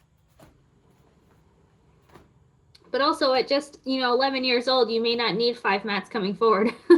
Yeah, true. It looks like she fits in just fine in this space.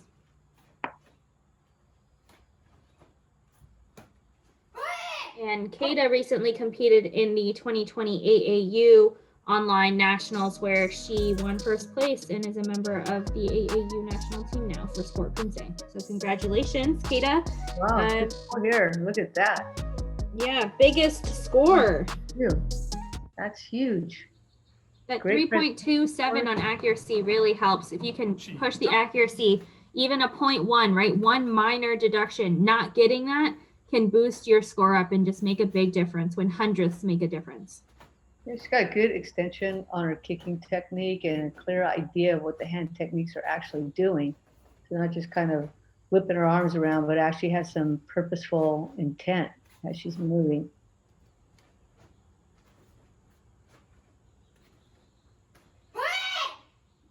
Getting those kicks above her head there in that last bar. So really good job to Kata. These last 4 athletes I'm very excited by. We are starting to recognize their names, and that's really what you want, is being consistent, competing at lots of tournament, getting points, yes, but also just getting recognition from the coaches and learning a lot at these tournaments. So good job, Kata. An even higher score here, 7.23. So she ends up with a 7.217.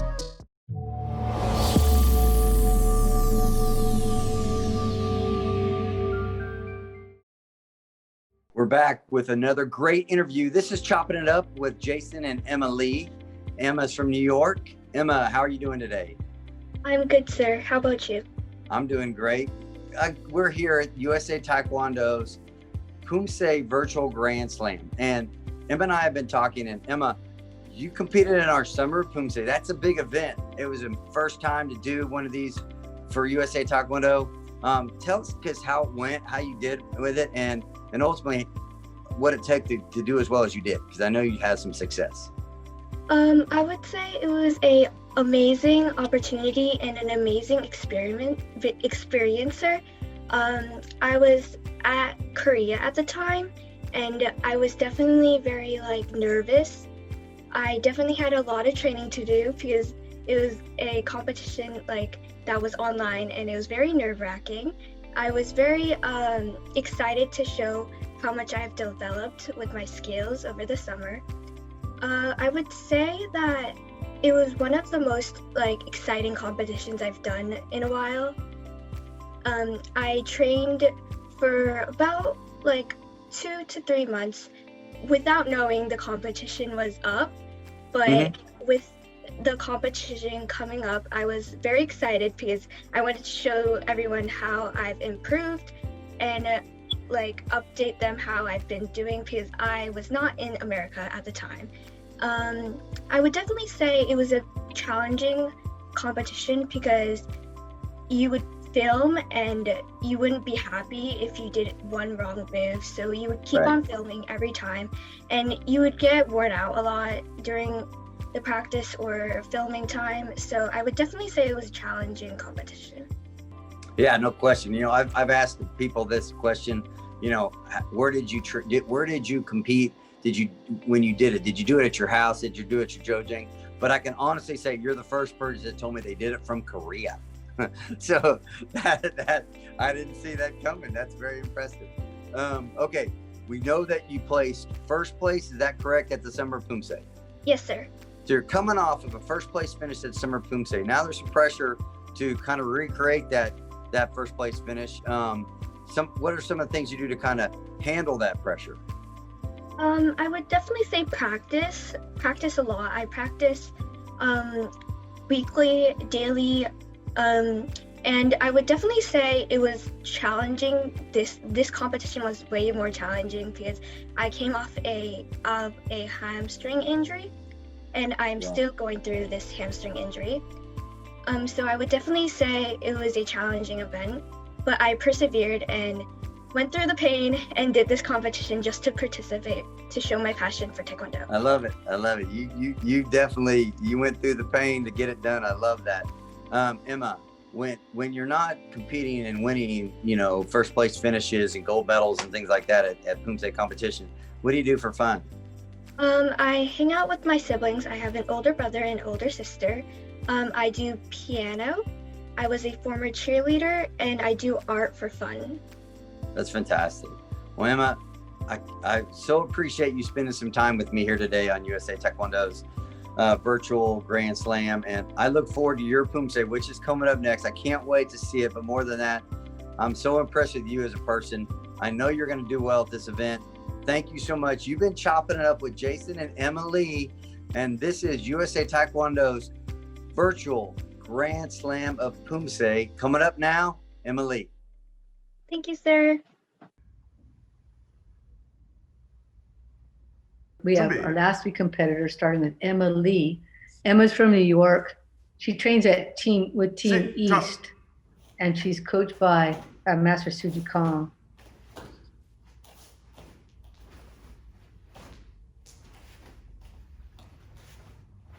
Some of the lower side kicks, actually, that was just at the top of her head coming forward, but her front kicks are very high.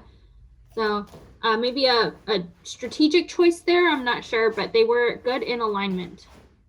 Maybe there were several recordings and this had the best overall look. Sometimes we have a great set of kicks and then the next time we don't, but overall it has the best balance or best power or some other reason, right? So Absolutely. She might have had those great kicks going out. Maybe one video had them, but then there was something off, maybe a little bit about the video she didn't like. She gets a 7.03, which is nothing to snuff at. She's got a really high score there. So let's see. Oh, this kick's going straight. Very good. Yeah, the left leg front kick also a little bit lower than the right leg, so she might be slightly injured. And just taking care of it on that side kicks that we just saw. But let's see these two sides. Right kick, nice and high.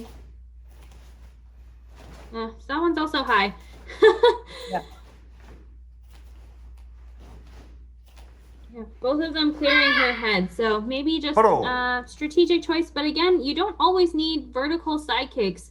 The kicks are not the end all be all of your score for Poomsae. It really is an overall piece.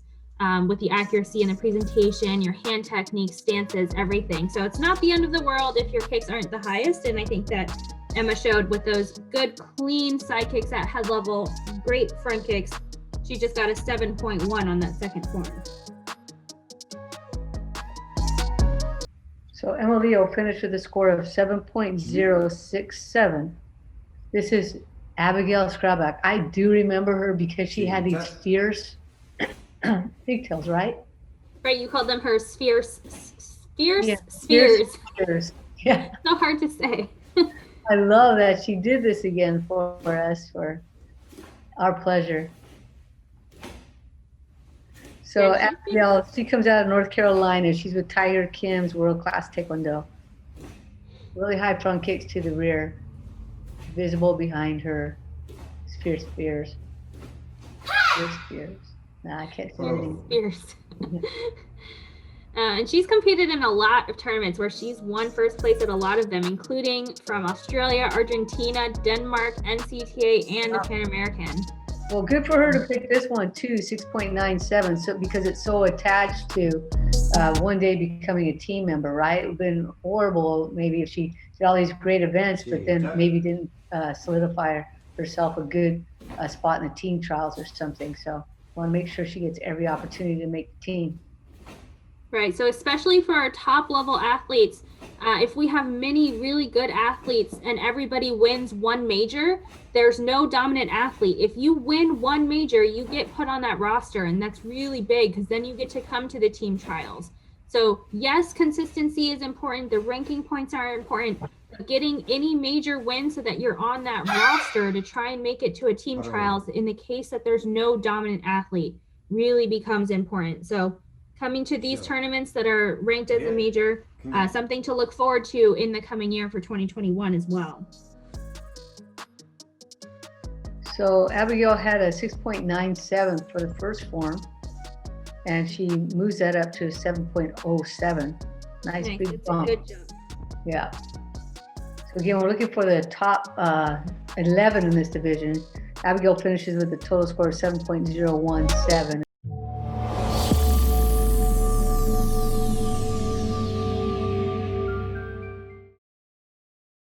We are here live right here on USA Taekwondo's virtual Grand Slam with Miriam. And Miriam, you say your last name so I don't mess it up. Okay, Miriam Abdurrasul. Look at that, Miriam Abdurrasul. I just kind of sped through it so it sounded like I knew what I was doing. No, Miriam, thanks so much for spending some time with us here on Chopping It Up.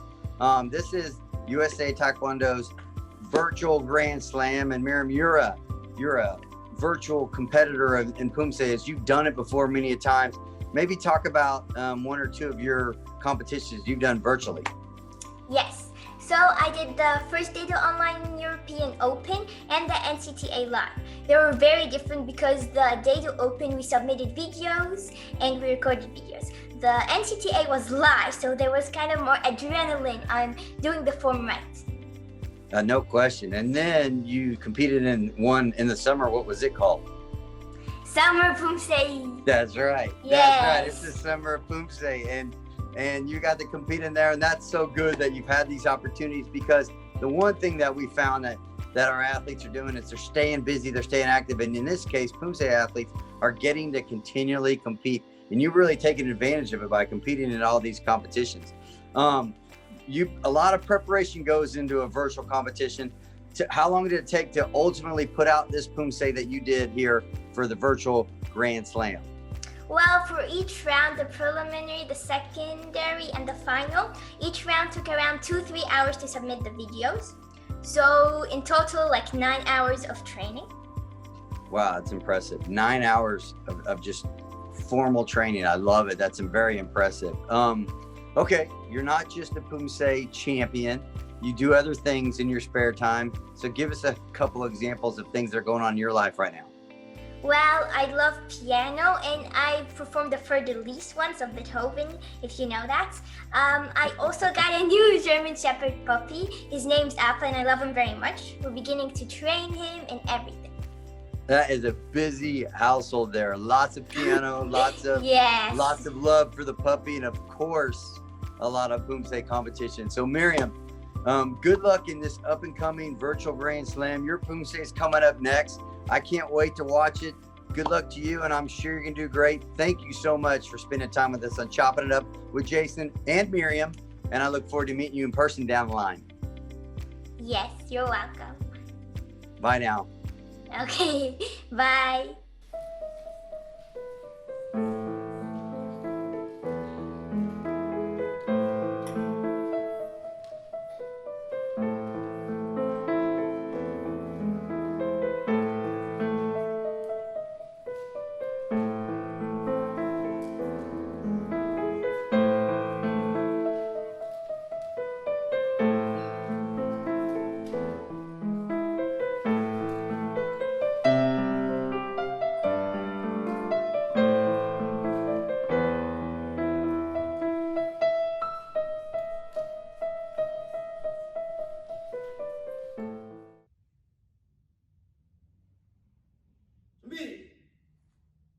Here we have Marian Abdelrasol from California. She trains at Eagle Taekwondo. She was seated in the first spot for this tournament.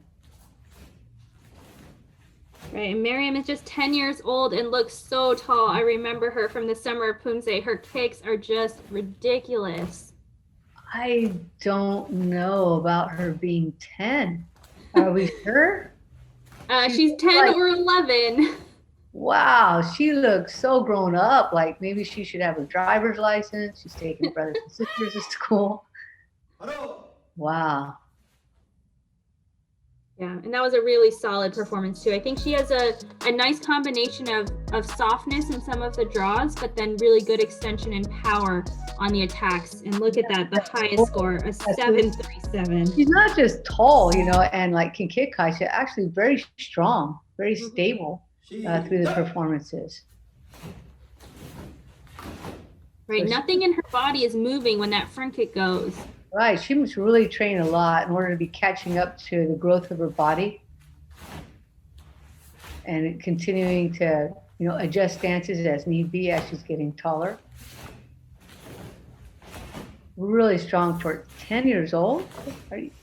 I have 10 years old here in my list, but yeah, I mean, as a youth athlete, she's either 10 or 11 this year. So maybe if she's 11, she's aging up into cadet next year, but for now, at least still 10 or 11 years old.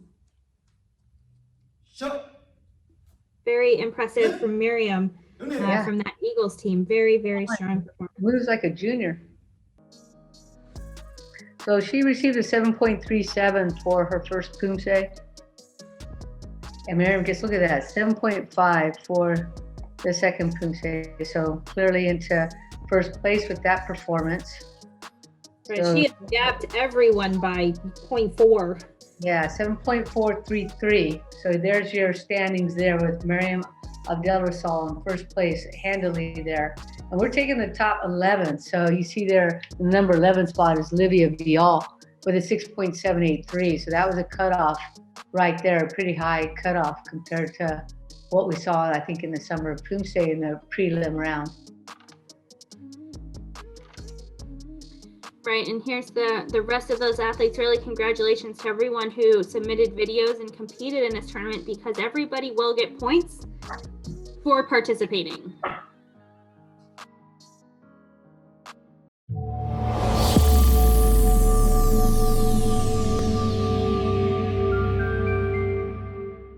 So So thanks for joining us in the first USAT Online Grand Slam. And thanks, Miyako, for joining me here, along with Jose Villapando in the background. We never really get a great chance to see Jose, but just rest assured he's doing all the magical stuff behind what we do here. So Miyako, did you enjoy this first episode? It was so great. You know, this is our only prelims episode. So we got to see these first 3 divisions, and they were the biggest divisions, more than 20 athletes. And it was kind of weird seeing my own division go, and I was so nervous. My palms were getting sweaty competing in the division. But I think that it's just such a high level of a tournament, and that it's so nice to have this opportunity with everybody getting to submit their videos and continue training and competing now, 6 months into this pandemic. So I really appreciated the opportunity. I got really nervous recording, even though I was by myself recording it. So I hope everybody else had a really good time. And this is just the start to the week. Coach Brand, we're going to be here all week long. Yeah, we sure are. So hopefully you had a lot of fun tuning into this first episode, and we'll have tomorrow's episode number 2 in the Grand Slam at 5 p.m. Mountain Time tomorrow. And in that episode, we'll have a whole bunch of talented athletes. We'll have these divisions. We'll have the male under 30, under 40, under 50, and under 60 for your enjoyment. And then we'll also have the youth male semifinal round, which is going to be spectacular. So I can't wait for it. I hope you're, already getting your snacks in order at home, and that, you have your best friends and family members also tuning in along with you so that you can share the experience, because this is the first time that this has ever happened. So a very historic event. And I think this is going to be a really special episode coming up tomorrow, 5 p.m. Mountain Time, Miyako, right? 5 p.m. Mountain Time. If I'm on the East Coast, that's 7 p.m. Make sure you guys are tuning in. Send it to your friends and family. This is really a great thing. The holidays are almost here. We're so close. I know I'm already thinking about everything I'm going to eat for Thanksgiving, but it's something that you can watch with your family members later too. So hopefully you all enjoy it as much as we did, and we will see you back here tomorrow night. Right. In California, that's 4 p.m., everybody, 4 p.m. Take a little bit of time off of work to jump into our special Grand Slam episode. Look forward to seeing you then, everybody. See you tomorrow. Bye-bye.